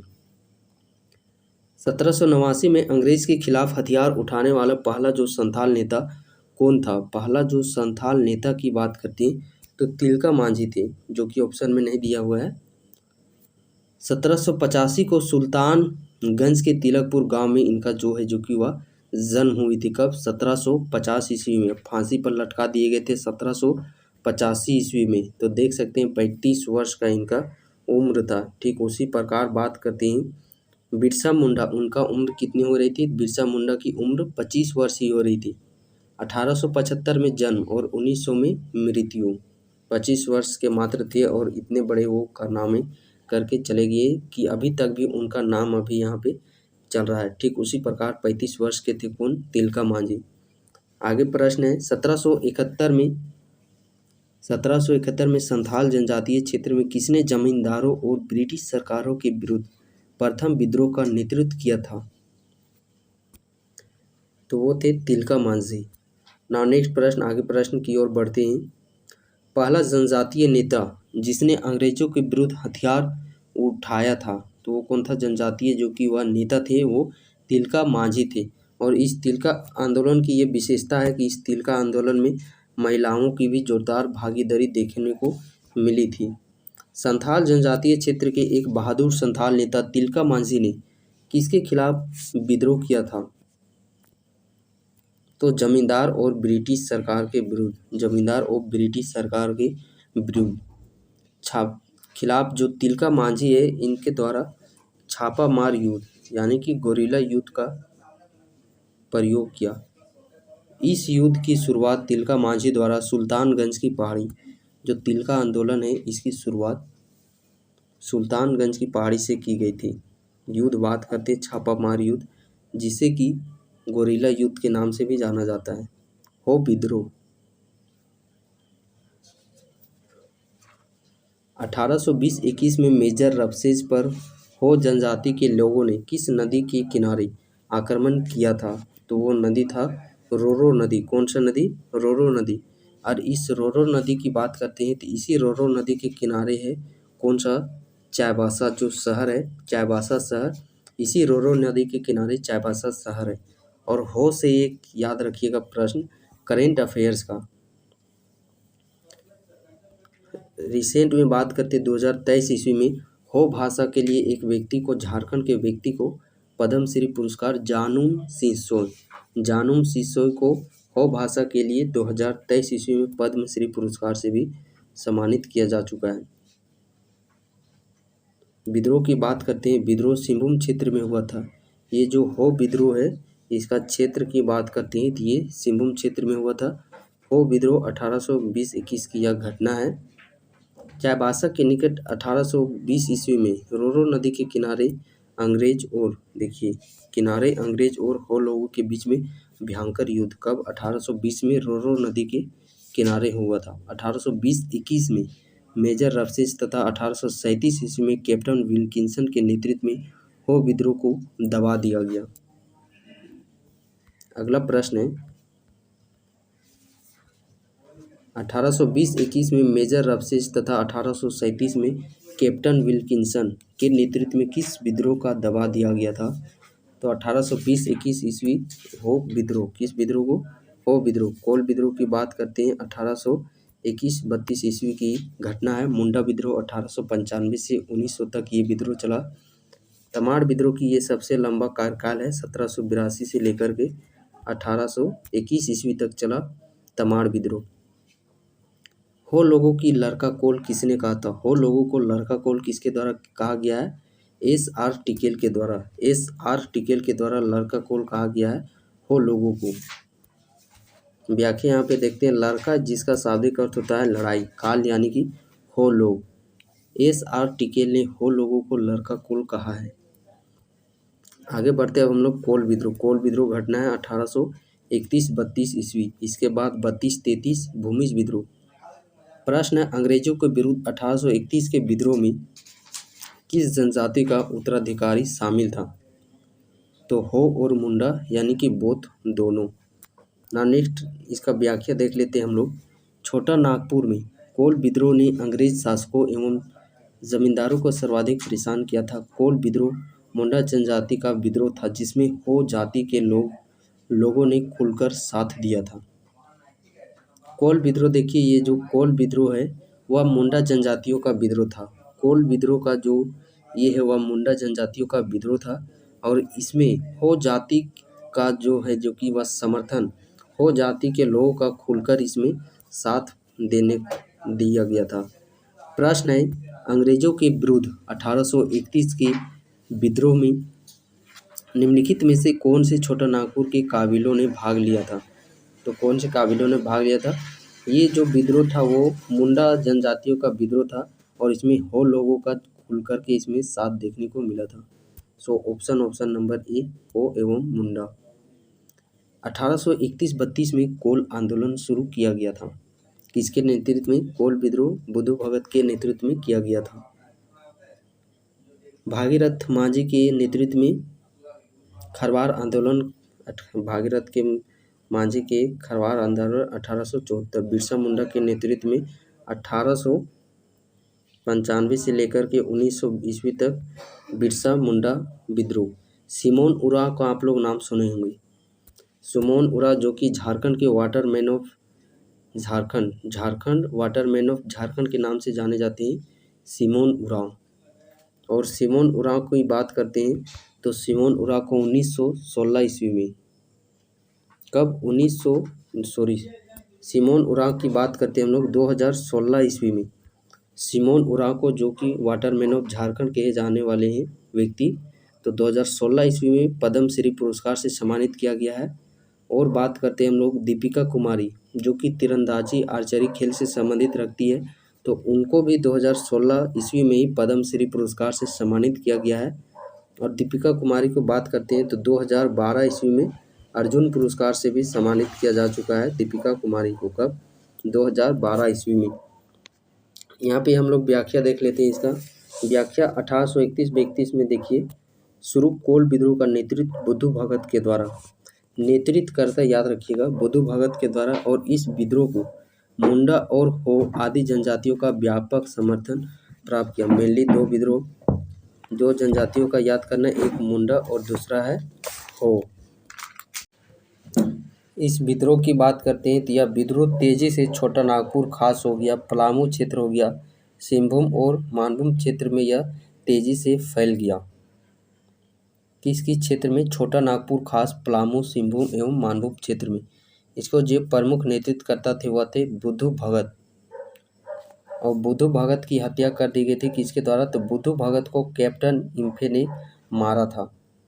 कोल विद्रोह के प्रमुख नेता बुद्धू भगत खालिस्तान के रहने वाले थे। तो ये जो बुद्धू भगत की बात करते हैं ये इनका जन्म रांची जिला के चान्हो प्रखंड में किस वर्ष? तो 1792 ईस्वी में इनकी जन्म हुई थी। व्याख्या यहाँ पे देखते हैं। उरांव विद्रोह को जिसे हम लोग कोल विद्रोह के नाम से भी जाना जाता है, कोल विद्रोह यानी कि उरांव विद्रोह का जो नेतृत्व है वह बुद्धू भगत ने किया था। बुद्धू भगत ने किया था। और बुद्धू भगत का जो जन्म है, बुद्धू भगत का जन्म 1792 ईस्वी में रांची जिला के चान्हो प्रखंड में हुआ था और स्थित उत्तरी कोयल नदी के तट पर स्थित सिल्लागाई नामक गांव में। गांव का नाम बात करते हैं तो सिल्लागाई नामक गांव में एक उरांव किसान के परिवार में हुआ था। तो याद रखिएगा जो बुद्धू भगत है, भगत भगत कौन लोग टाइटल लिखाते हैं? उरांव लोग। तो बुद्धू भगत उरांव। तो इसी प्रकार कोल विद्रोह को याद कर लेना है, इसे उरांव विद्रोह के नाम से भी जाना जाता है। ब्रिटिश के विरुद्ध उरांव विद्रोह का नेतृत्व किसने किया था? तो उरांव विद्रोह, देखिए यहाँ पे कोल विद्रोह वर्ड ना यूज करके यहाँ पे उरांव विद्रोह वर्ड यहाँ पे यूज किया है। तो इसके जो नेतृत्व करता थे वह थे बुद्धू भगत। कौन थे? बुद्धू भगत। ठीक उसी प्रकार जत्रा जो भगत है उसको जत्रा उरांव, भगत जत्रा उरांव के नाम से भी इनको जाना जाता है। बुद्धू भगत ये किसके प्रमुख नेतृत्व करता थे, किस आंदोलन के? तो कोल आंदोलन के 1831-32 ईस्वी याद रखिएगा। आगे हम लोग व्याख्या यहाँ पे देख सकते हैं। तो उरांव विद्रोह कोल विद्रोह का जो नेतृत्व करता है वह बुद्धू भगत ने किया था। दक्षिण पश्चिम सीमांत एजेंसी का नाम दिया गया था। साथ ही जंगल महल जिला को समाप्त कर नॉन रेगुलेशन प्रांत के रूप में संगठित किया गया था। ये इसका कुछ है जो कि वह व्याख्या है। प्रश्न, किस विद्रोह के परिणाम स्वरूप 1833 में एक नए प्रांतीय दक्षिण पश्चिम सीमांत एजेंसी का गठन हुआ था? दक्षिण पश्चिम एजेंसी किस वर्ष हुआ था? तो 1833 ईस्वी में हुआ था। किस विद्रोह के दौरान? तो ये कोल विद्रोह के दौरान ही हुआ था। मांझी विद्रोह, तमाड़ विद्रोह जो कि सबसे लंबा 1782 से 1821 तक, मुंडा विद्रोह 1895 से 1900 ईस्वी तक। भूमिज विद्रोह की तरफ बढ़ते हैं। भूमिज विद्रोह की बात करते हैं तो ये 32-33 मेनली इसका घटना वर्ष है। इसके जो प्रमुख नेतृत्वकर्ता थे, तो भूमिज विद्रोह के प्रमुख नेतृत्वकर्ता गंगा नारायण सिंह, कोल विद्रोह के बुद्धू भगत। कोल विद्रोह के जो नेतृत्वकर्ता थे वह थे बुद्धू भगत। 1831-32 के कालखंड में धालभूम हो गया, बड़ा भूम हो गया, बीरभूम हो गया आदि क्षेत्र में भूमिज का एक व्यापक विद्रोह हुआ था। प्रश्न है, गंगा नारायण के नेतृत्व में भूमिज विद्रोह किस स्थान पर हुआ था? तो ये जो भूमिज विद्रोह है इसका स्थान बात करते हैं तो बीरभूम क्षेत्र है, बीरभूम क्षेत्र जिस बड़ा भूम के नाम से भी जाना जाता है। भूमिज विद्रोह के नेता कौन थे? भूमिज विद्रोह की बात करते हैं, भूमिज विद्रोह के नेता कौन थे? गंगा नारायण सिंह, गंगा नारायण सिंह। बिरसा मुंडा, बिरसा 1855-95, 1900, तिलका मांझी 1783-85। व्याख्या देखिए, व्याख्या ये आप लोग के लिए इम्पोर्टेंट है कि दीवान माधव सिंह की हत्या के साथ हुई थी। भूमिज विद्रोह के नेता गंगा नारायण सिंह थे। भूमिज विद्रोह की जो विधिवत शुरुआत है अप्रैल 1832 ईस्वी को बीरभूम परगना के जमींदार के सौतेले भाई और दीवान माधव सिंह की हत्या के साथ हुई थी। ये दीवान माधव सिंह की हत्या के साथ प्रारंभ हुई थी भूमिज विद्रोह 1832 ईस्वी में। ये यहाँ पे आप लोग का इम्पोर्टेंट है। 1798 में बीरभूम बांकुरा में खाली स्थान हुआ था। 1798 में बीरभूम बांकुरा में कौन सा विद्रोह हुआ था? तो ये भूमिज विद्रोह। कौन सा विद्रोह हुआ था? भूमिज विद्रोह। व्याख्या यहाँ पे देखते हैं। पहला भूमिज विद्रोह, तो 3 बार ये भूमिज विद्रोह हुआ था। पहला जो भूमिज विद्रोह हुआ था 1769 ईस्वी में। कब? पहला जो भूमिज विद्रोह हुआ था जो कि 1769 ईस्वी में हुआ था, बड़ा भूम और धालभूम में हुआ था। जो दूसरा भूमिज विद्रोह है 1798-99 में, जो भूमिजों का बड़ा विद्रोह हुआ था। इसके बाद 1832-33 ईस्वी में भूमिजों का एक संगठित विद्रोह, जिसके नेतृत्व कर रहे थे गंगा नारायण सिंह। तो भूमिज विद्रोह देखिए इन 3 चरणों में हुआ था। 1769 ईस्वी, 1798 ईस्वी और 1832 ईस्वी में हुआ था ये भूमिज विद्रोह। अगला प्रश्न है संथाल विद्रोह। अब हम लोग चलते हैं संथाल विद्रोह की तरफ। संथाल विद्रोह जो कि घटना है 1855-56 ईस्वी की यह घटना है, जिसके प्रमुख नेतृत्वकर्ता थे सिद्धू कान्हू, चांद भैरव और फूलो झानो इसके प्रमुख नेतृत्व करता है। तो प्रश्न में वही पूछा गया है कि इसके प्रमुख नेतृत्वकर्ता कौन है, तो सिद्धू कान्हू इसके प्रमुख नेतृत्व करता है। व्याख्या वही है, चांद भैरव फूलो झानो। नेक्स्ट प्रश्न है, सन 1855 में किन दो भाइयों के नेतृत्व में, ठीक ये प्रश्न भी वही प्रश्न पूछ लिया गया, किन दो भाई, ये जो भी 6 का नाम लिया गया, सिद्धू कान्हू, चांद भैरव, फूलो झानो, ये आपस में भाई बहन का इनके बीच में रिलेटेड संबंध है। और संताल विद्रोह जिसे कि हुल विद्रोह के नाम से भी जाना जाता है और हुल दिवस किस दिन मनाया जाता है, तो हुल दिवस मनाने की घटना है जो कि वह 30 जून को की गई है। 30 जून को, कब, 30 जून को हुल दिवस मनाया जाता है। और याद रखिएगा 15 नवंबर बिरसा मुंडा के जन्म दिवस के अवसर पर ही केंद्रीय सरकार के द्वारा 2021 से ये निर्णय लिया गया है कि 15 नवंबर से जनजातीय महोत्सव मनाया जाएगा 15 नवंबर से 2021 में। ये केंद्र सरकार किनके जन्म दिवस के अवसर पर, तो बिरसा मुंडा के जन्म दिवस के अवसर पर। झारखंड राष्ट्रीय आंदोलन में योगदान देने वाले 2 प्रसिद्ध भाई कौन थे, ये भी प्रश्न वही है, सिद्धू कान्हू इसके प्रमुख थे। विद्रोह के संताल विद्रोह की प्रथम जन क्रांति भी कहा जाता है। इस विद्रोह को प्रथम जन क्रांति का विद्रोह भी कहा जाता है, जो कि कार्ल मार्क्स के द्वारा ये भारत की प्रथम जन क्रांति की संज्ञा दी गई है। अंग्रेज अधिकारी कार्ल मार्क्स के द्वारा इसे भारत का प्रथम जन क्रांति का नाम भी, संज्ञा भी दिया गया है और साथ ही साथ इसे मुक्ति आंदोलन के नाम से भी जाना जाता है। सिद्धू कान्हू मुर्मू किस विद्रोह के नेता थे, तो संथाल विद्रोह के ये प्रमुख नेतृत्व करता है। संथाल विद्रोह कब की घटना है, देखिए वही प्रश्न यहाँ पे भी पूछा गया है। संथाल विद्रोह ये घटना है 1855 ईस्वी की। 1895 1900 वो तो मुंडा विद्रोह का घटना है। यहाँ पे भी वही प्रश्न है, देखिए लॉर्ड कॉर्नवालिस के स्थायी बंदोबस्त के विरुद्ध किसने युद्ध छेड़ा था, कब, 1855 में, तो संथाल सिद्धू कान्हू। प्रश्न है, सिद्धू कान्हू किस विद्रोह से संबंधित, सिद्धू कान्हू संथाल विद्रोह से संबंध रखते हैं।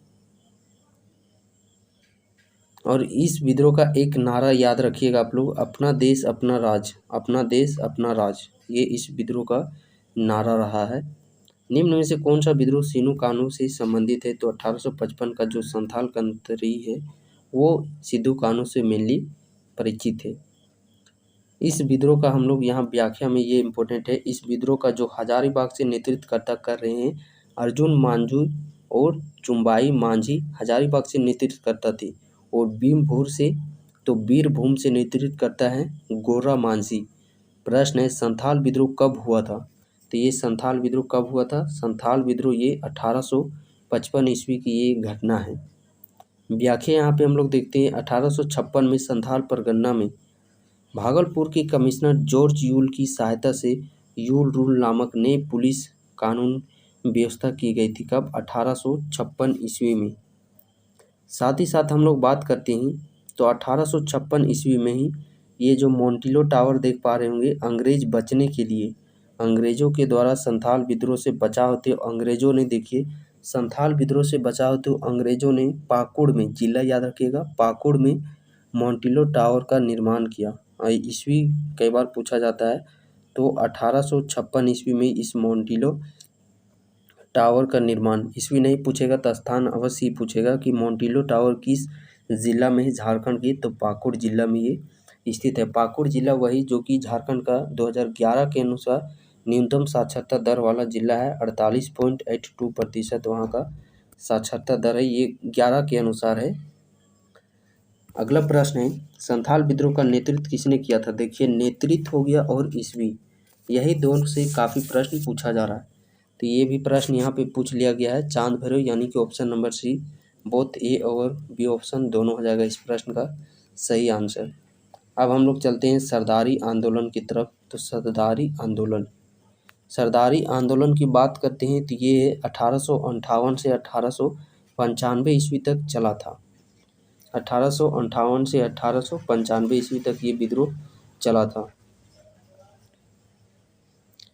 इसका हम लोग बात करते हैं तो बेगार बलात् श्रम लागू किए जाने के विरोध में कृषक असंतोष थे, बिचौलियों द्वारा गैर कानूनी ढंग से किराए में वृद्धि, इस कारण से ये विद्रोह का है जो कि वह किया गया था। ये 2019 एक्साइज कांस्टेबल का प्रश्न है।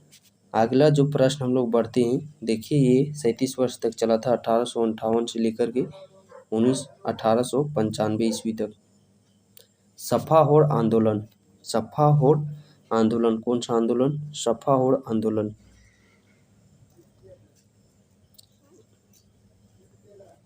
तो सफा होड़ आंदोलन की बात करते हैं, ये किस वर्ष की घटना है? तो सफा होड़ आंदोलन 1870 ईस्वी की घटना है। सफा होड़ आंदोलन किस आदिवासी समुदाय से संबंधित है? तो सफा होड़ ये जो समुदाय है, संथाल जनजाति समुदाय से ये संबंधित है सफा होड़ आंदोलन। सफा होड़ का अर्थ होता है सिंगा बोंगा के प्रति समर्पण। सफा होड़ का अर्थ होता है सिंगा बोंगा के प्रति समर्पण। लाल हेम्ब्रम उर्फ लाल बाबा को कहा जाता है। सफा होड़ आंदोलन के नेतृत्व करता कर रहे थे लाल हेम्ब्रम, जिसे कि लाल बाबा के नाम से भी जाना जाता है। बंगम मांझी नेता था। बंगम मांझी किसके नेता थे? तो बंगम मांझी इसी सफा होड़ आंदोलन के नेता थे।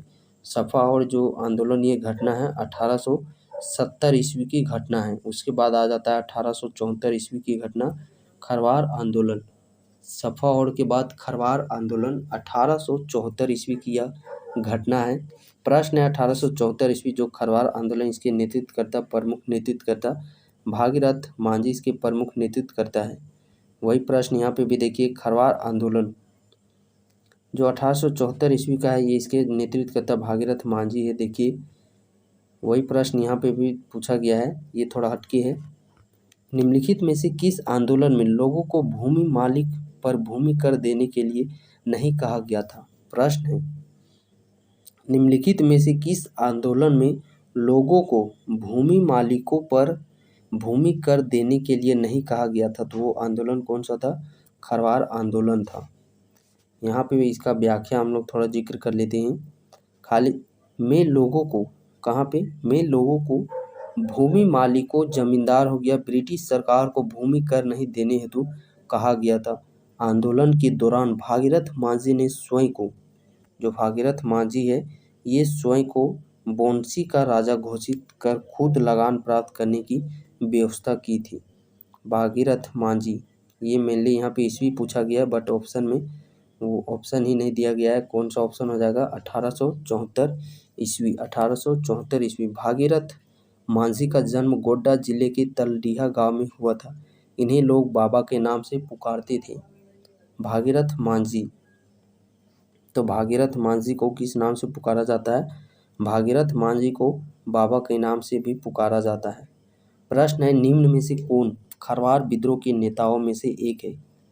तो कौन है? भागीरथ मांझी। प्रश्न अगला है, झारखंड में स्वतंत्रता के लिए संघर्ष में खरवार आंदोलन किसके नेतृत्व में हुआ था? किसके नेतृत्व में? भागीरथ मांझी के नेतृत्व में। खरवार आंदोलन का नेतृत्व किसने किया था? तो किसने किया था? भागीरथ मांझी ने। आंदोलन घटना है 1874 ईस्वी की यह घटना है। भागीरथ मांझी का जन्म गोड्डा जिले में तलडीहा गांव में हुआ था, वो अभी हम लोग देख लिए। और ये खुद को बोंसी का राजा भी घोषित कर लिए थे, बोंसी गांव का। झारखंड में भागीरथ दुबई गोसाई पटेल सिंह के नेतृत्व में खरवार विद्रोह कब हुआ था? तो खरवार 1874, जो कि ऑप्शन में नहीं है। इस प्रकार यदि ऑप्शन में ही नहीं देखने को मिलेगा तो आप लोग को ऑप्शन है जो कि वह स्किप कर देना है।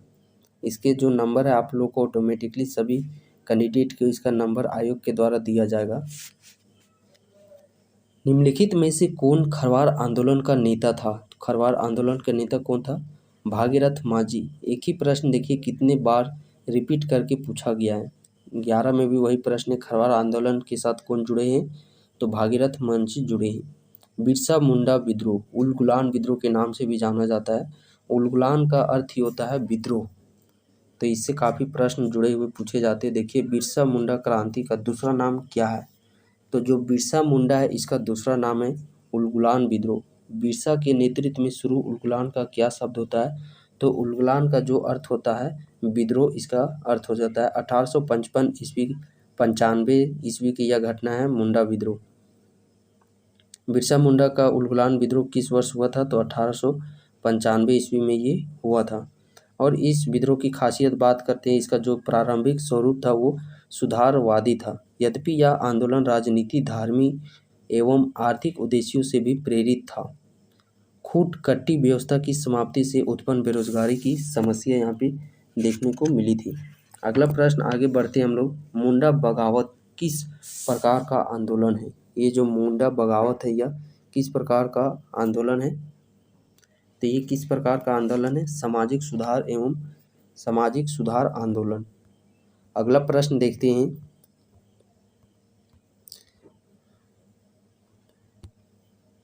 जो आईआरबी का एग्जामिनेशन हुआ था 2017 ईस्वी में, इसमें जो भी प्रश्न पूछे गए थे झारखंड से रिलेटेड, जिस प्रकार हम लोग अदर एग्जामिनेशन में ये प्रश्न देख पा रहे होंगे कि प्रश्न 1-2 लाइन में पूछा जा रहा है, बट इस जो आईआरबी की बात करते हैं तो जो भी प्रीवियस ईयर देखिएगा आप झारखंड का प्रश्न, तो इसी प्रकार 4-5 लाइन में दिया गया था। अब प्रश्न है जो कि वह आसान ही है, बट 4-5 लाइन में प्रश्नों को संग्रहित किया गया था। लेकिन इसी के अलावा हम लोग कंपेयर करते हैं दूसरे एग्जामिनेशन की, तो वहाँ पे डायरेक्टली 1 लाइन में ही प्रश्न पूछा जाता है। तो ये चीज़ भी आप लोग गौर कीजिएगा कि यदि अपकमिंग एग्जामिनेशन में भी लंबा प्रश्न पूछा जाएगा तो डरिएगा नहीं, वो प्रश्न आसान ही रहता है। प्रश्न है, बिरसा मुंडा को गिरफ्तार करने के लिए ब्रिटिश बलों ने एक पहाड़ी पर असीमित गोलीबारी की, जिसका नाम मुंडा के नाम पर डाम्बू बुरु के रूप में मृतकों का टीला रखा गया। उस पहाड़ी का असल नाम क्या था जहां 1900 में यह घटना हुई थी? तो वो कहाँ पे हुआ था? डोम्बारी हिल में। कहाँ पे? डोम्बारी हिल, जिसे मृतकों का टीला प्रश्न पूछेगा। मृतकों का टीला किसे कहा जाता है? तो मृतकों का टीला डोम्बारी हिल को ही कहा जाता है। प्रश्न देखिएगा, निम्नलिखित किस स्थान पर अंग्रेजों ने जलियांवाला बाग हत्याकांड तर्ज पर गोली बरसाई थी? तो वह पहाड़ी था डोम्बारी पहाड़। कौन सा पहाड़ था? डोम्बारी पहाड़। इसका हम लोग देखते हैं, डोम्बारी पहाड़ पर अंग्रेज पुलिस का हमला कर दिया, परंतु अंग्रेज अधिकारी फारबोस और स्ट्रीटफील्ड के नेतृत्व में अंग्रेजी पुलिस ने विद्रोहियों पर जलियांवाला बाग की तर्ज पर भयंकर गोलीबारी की, जिसमें विद्रोही पराजित हुए थे। डोम्बारी बुरु किस आंदोलन से संबंधित है? तो ये जो डोम्बारी बुरु पहाड़ी है किस आंदोलन से संबंधित रखता है? तो ये बिरसा उलगुलान से संबंधित रखता है। बिरसा उलगुलान से यह संबंधित रखता है डोम्बारी बुरु पहाड़ी। जो कि ये पहाड़ी बात करते हैं तो डोम्बारी बुरु पहाड़ी कहाँ स्थित है? ये खूंटी में स्थित है। डोम्बारी बुरु पहाड़ी जो कहाँ पे है? खूंटी में। याद रखिएगा। दुधवा पहाड़ी कोडरमा में स्थित है। दुधवा पहाड़ी कोडरमा में। और दैबोर घाटी भी कोडरमा में ही स्थित है। सेवाती घाटी ये कहाँ पे है? तो सेवाती घाटी ये बोकारो में स्थित है। पारसनाथ पहाड़ी ये तो पता ही होगा, गिरिडीह में स्थित है। नेक्स्ट प्रश्न है, झारखंड में बिरसा मुंडा की ग्रेट टुमल्ट को इनमें से कौन से नाम से जाना जाता है? तो धरती आबा उलगुलान के नाम से जाना जाता है। ग्रेट टुमल्ट को धरती आबा उलगुलान के नाम से जाना जाता है। झारखंड में 9 जून को खाली स्थान के रूप में मनाया जाता है। तो 9 जून को किस रूप में मनाया जाता है? बिरसा दिवस के रूप में। देखिए, इनके जब मृत्यु हुई थी तो मृत्यु 9 जून, तो उसको झारखंड में बिरसा दिवस के रूप में मनाया जाता है। और इन्हीं के जन्म में 15 नवंबर इनके जन्म दिवस के अवसर पर जनजातीय महोत्सव दिवस मनाने की भी घोषणा की गई है। वह भी केंद्र सरकार द्वारा जनजातीय गौरव दिवस मनाने की घोषणा की गई है 2021 से। केंद्र सरकार वो राजकीय यानी कि झारखंड में ही नहीं स्थित है, बल्कि वो पूरे देश में मनाया जाएगा। तो यह व्याख्या में देख सकते हैं 9 जून को बिरसा दिवस के रूप में मनाया जाता है। अगला प्रश्न हम लोग बढ़ते हैं, बिरसा मुंडा वर्ष के दौरान सक्रिय थे 1895 से लेकर के 1900 ईस्वी, जो कि यहाँ पे 1875 सक्रिय थे। तो 1875 में उनका जन्म और 1900 लेकर के वो सक्रिय थे। व्याख्या यहाँ पे काफ़ी इम्पोर्टेंट फैक्ट है। देखिए, बिरसा मुंडा का जन्म 15 नवंबर 1875 को खूंटी जिला के उलिहातू गांव में हुआ था। 1895 ईस्वी में बिरसा आंदोलन की शुरुआत हुई थी और ये 1875 ईस्वी में स्वयं को भगवान का दूत घोषित साबित कर लिए थे। कब? 1895 ईस्वी में 1895 ईस्वी में भगवान खुद को भगवान का दूत घोषित कर दिए थे। आंदोलन के दौरान कंटोंग बाबा कंटोंग नामक गीत काफ़ी प्रचलित थी। कंटोंग बाबा कंटोंग। अबुआ राज एटेजना महारानी राज टुंडू का ऐलान भी किया गया था। बिरसा मुंडा पहली बार 24 अगस्त 1895 से 30 नवंबर 1897 तथा दूसरी बार 3 फरवरी 1900 से 9 जून 1900 तक जेल में रहे थे। और जब बात करते हैं 9 जून, और ये किस जो दूसरी बार इनको गिरफ्तार किया गया था कौन सा जंगल से, तो जमको पाई जंगल का नाम था जमको पाई। नेक्स्ट प्रश्न है किसने घोषणा की अबुआ राज एटना महारानी राज टुंडू अर्थात अब मुंडा राज शुरू हो गया है और रानी विक्टोरिया राज समाप्त हो गया है। ये किसके द्वारा कहा गया था, तो ये घोषणा की गई थी बिरसा मुंडा के द्वारा ये घोषणा की गई थी। अगला प्रश्न है किस नेता ने एक नया संप्रदाय शुरू किया जो केवल एक ईश्वर पर विश्वास करता था, एक ईश्वर पर विश्वास करता था, वो बिरसा मुंडा। किस नेता ने एक नया संप्रदाय शुरू किया जो केवल एक ईश्वर पर विश्वास करता था, एक ही ईश्वर पर विश्वास करता था, वो संप्रदाय जो शुरू किया गया बिरसा मुंडा बिरसैत संप्रदाय बिरसा मुंडा के द्वारा ये प्रारंभ किया गया था।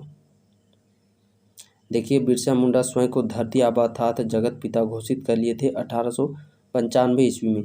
झारखंड में बिरसैत संप्रदाय किसके द्वारा शुरू किया गया था, तो ये जो बिरसैत संप्रदाय था ये बिरसा मुंडा के द्वारा ही शुरू किया गया था जो कि एक ही ईश्वर को विश्वास करता था। और इनके द्वारा क्या क्या कहा गया, तो जेनुआ धारण करो, इनके द्वारा कहा गया जेनुआ धारण करो, घर में तुलसी का पौधा लगाओ, मांस मछली मदिरा को त्याग करो, हिंसा से दूर रहो। इस प्रकार इनके द्वारा ये सब कुछ बताया गया। अगला प्रश्न है इनमें से कौन सा विद्रोह 1895 में झारखंड में फूटा था, तो वो 1895 बिरसा विद्रोह। संथाल विद्रोह 1855-56 ईस्वी यह घटना है। तिलका विद्रोह की बात करते हैं, तिलका मांझी 1783-85 ईस्वी की यह घटना है। किस स्वतंत्रता सेनानी को अंग्रेजों ने 3 मार्च सन 1900 को चक्रधर के जमकोपाई जंगल, देखिए जंगल का नाम आ गया है, जमकोपाई जंगल से सोते हुए गिरफ्तार किया था, तो वो विद्रोही बिरसा मुंडा वो थे। और इनको पकड़ने के लिए बात करते थे, तो इनको पकड़ने के लिए 500 का इनाम भी रखा गया था। जमकोपाई जंगल का नाम याद रखिएगा बिकॉज ये प्रश्न पूछा गया है। उलगुलान आंदोलन किसके नेतृत्व में आरंभ हुआ था, तो ये उलगुलान आंदोलन है वह किसके नेतृत्व में प्रारंभ हुआ था, तो उलगुलान आंदोलन बिरसा मुंडा के नेतृत्व में प्रारंभ हुआ था।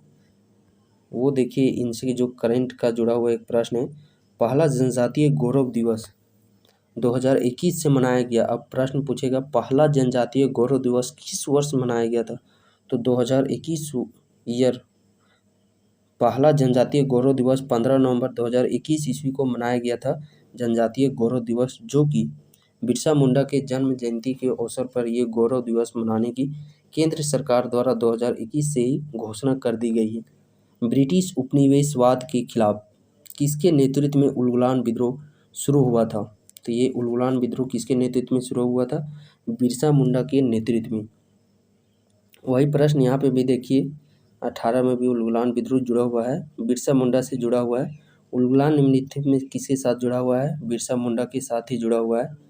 20 देखिए महाश्वेता देवी की ऐतिहासिक कथा आरण्य अधिकार खाली स्थान पर अधिकार है, तो ये किस पर आधारित है, तो जो आरण्य अधिकार है ये किस पर आधारित है, मेनली या बांग्ला भाषा में लिखा गया है।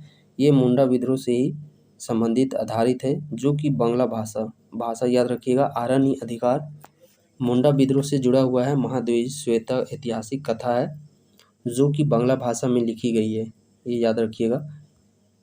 एक कथन बेस पर देखिए यहाँ पे वही प्रश्न पूछ लिया गया है कथन बेस पर, तो 1895-19 ईस्वी तक राजनीतिक कार्यकर्ता के रूप में गहराई से जुड़ा था, यह बिल्कुल सही है। यानी कि इसमें देखा जाए तो सिर्फ ऑप्शन एक ही है जो कि इसमें सही है। आगे प्रश्न की ओर चलते हैं, जो कि प्रश्न है इसका हम लोग व्याख्या देख लेते हैं। चलिए, बिरसा मुंडा का आंदोलन 1895 से 1900 तक चला। उन्हें प्रथम बार 24 अगस्त 1895 को गिरफ्तार कर हजारीबाग जेल शिफ्ट कर दिया गया था, जहां से वे 30 नवंबर 1897 को ब्रिटिश की जो महारानी विक्टोरिया थी, तो विक्टोरिया की हीरक जयंती, कौन सी जयंती, जयंती याद रखिएगा, हीरक जयंती के अवसर पर 30 नवंबर 1997 को उनको रिहा कर दिया गया। मृत्यु हो गई थी कब, रांची जेल में 9 जून 1900 को उनकी मृत्यु हो गई थी। प्रश्न है 30 नवंबर 1897 ईस्वी को सजा की अवधि की समाप्ति के पूर्व बिरसा मुंडा को जेल से क्यों रिहा किया गया था? तो क्यों रिहा किया गया था? इसका मेन कारण है समाग्री विक्टोरिया की हीरक जयंती थी। जो विक्टोरिया है उसकी हीरक जयंती थी, ये मेनली इसका कारण है। अब चलते हैं ताना भगत आंदोलन की ओर। ताना भगत आंदोलन जो कि 1914 ईस्वी की घटना है। ताना भगत छोटा नागपुर के किस आंदोलन के संस्थापक थे? तो इसके संस्थापक थे ताना भगत आंदोलन, और जतरा भगत इसके प्रमुख नेतृत्व करता थे। जतरा भगत जो कि जतरा उरांव के नाम से भी जाने जाते हैं। नेतृत्व में क्षेत्र बात करते हैं तो गुमला क्षेत्र हुआ था। कुड़ुक धर्म अपनाए थे। ये जो जतरा उरांव है, जतरा ये कुड़ुक धर्म यानी कि उरांव धर्म, और उरांव जाति सुनेंगे, उरांव जनजाति के जो प्रमुख देवता हैं उरांव जनजाति के, वह कौन है? धर्मेश है। कौन? धर्मेश। प्रश्न है जतरा उरांव, माया और देविया 1913-14 के निम्न में से किस आंदोलन के नेता थे? तो ताना भगत के आंदोलन के ये नेता थे। 1920 के दशक में आदिवासियों का कौन सा विद्रोह आंदोलन गांधी जी के सत्याग्रह आंदोलन से जुड़ गया था? तो वो था ताना भगत आंदोलन।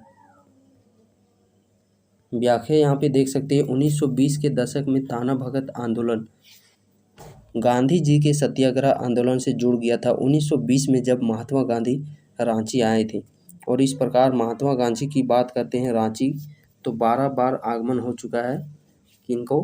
महात्मा गांधी का यहाँ पे झारखंड में, तो वो अलग अलग स्थान में आए हुए हैं। प्रश्न है 1914 में किसने ताना भगत आंदोलन शुरू किया था? 1914 ईस्वी में, जिसमें 25,000 से अधिक आदिवासी लोगों की हिस्सेदारी हुई थी। ताना भगत जतरा उसका इसके प्रमुख नेतृत्व करता थी। नेक्स्ट प्रश्न है ताना भगत आंदोलन से जुड़े नेता का नाम, वही देख लिए, वही रिपीटेड प्रश्न है जो कि ताना भगत आंदोलन। टान का अर्थ होता है टानना, आकर्षण, खींचना, लगाव, ये सभी इसका अर्थ हो जाता है। निम्नलिखित में से कौन सा आंदोलन अपने शुरुआती चरण में कुड़ुक धर्म के नाम से जाना जाता था? कुड़ुक धर्म, देखिए कुड़ुक नाम। जो कोल विद्रोह है वो उरांव विद्रोह के नाम से जाना जाता था। कोल विद्रोह, उरांव। और ये जो टाना विद्रोह है ये शुरुआती दौर पर कुड़ुक धर्म के नाम से जाना जाता था। तो कौन? ताना भगत आंदोलन, जो कि ये इस नाम से जाना जाता था। ताना भगत जिस जतरा उरांव की बात करते हैं, जन्म देखिए हम लोग डिस्कस किए हुए थे 1888, जो कि गुमला के बिशुनपुर प्रखंड में इनका जन्म हुआ था। वही रिपीटेड प्रश्न 14 में कौन सा आंदोलन हुआ था? तो टाना भगत आंदोलन। शुरुआत किस वर्ष की गई थी?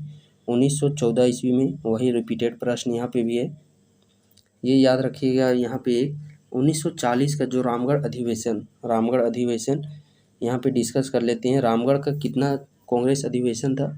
तो रामगढ़ में जो अधिवेशन हुआ 1940 ईस्वी में, वो 53वां राष्ट्रीय कांग्रेस अधिवेशन था। कौन सा? 53वां राष्ट्रीय कांग्रेस अधिवेशन था। 1940 ईस्वी की घटना है, कहाँ पे हुआ था? तो ये अधिवेशन रामगढ़ में हुआ था। और बिरसा मुंडा के नाम पर ही प्रवेश द्वार का नाम रखा गया था। कौन सा? बिरसा द्वार। तो ये चीज़ आप लोग कुछ याद रखिएगा। और जहाँ पे जो हुआ था वो स्थान था मझर नगर। टाना भगत आंदोलन कब शुरू हुआ था? तो वही प्रश्न रिपीटेड देखिए। 1914 ईस्वी में ये टाना भगत आंदोलन की घटना हुई थी। अगला प्रश्न हम लोग आगे बढ़ते हैं, जो कि प्रश्न यहाँ देख पा रहे होंगे, ताना भगत आंदोलन कब हुआ था? तो ये जो टाना भगत आंदोलन है वही प्रश्न यहाँ पे भी रिपीटेड आ चुका है। ताना भगत आंदोलन जो कि 1913-14 ईस्वी में ये प्रारंभ हो गया था। 1913-14 प्रश्न है 1913-14 के दौरान हुए ताना भगत आंदोलन का नेतृत्व कौन था? तो नेतृत्वकर्ता जतरा भगत थे। वही देखिए अप्रैल 1914 में ये विद्रोह प्रारंभ हुई थी।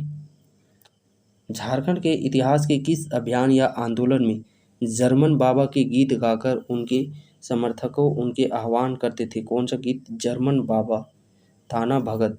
और ये प्रश्न आप लोग को हिस्ट्री में याद रखिएगा। हिस्ट्री में जो आप लोग के प्रीवियस ईयर प्रश्न है वही प्रश्न आप लोग के वहाँ पे पूछे जाएंगे।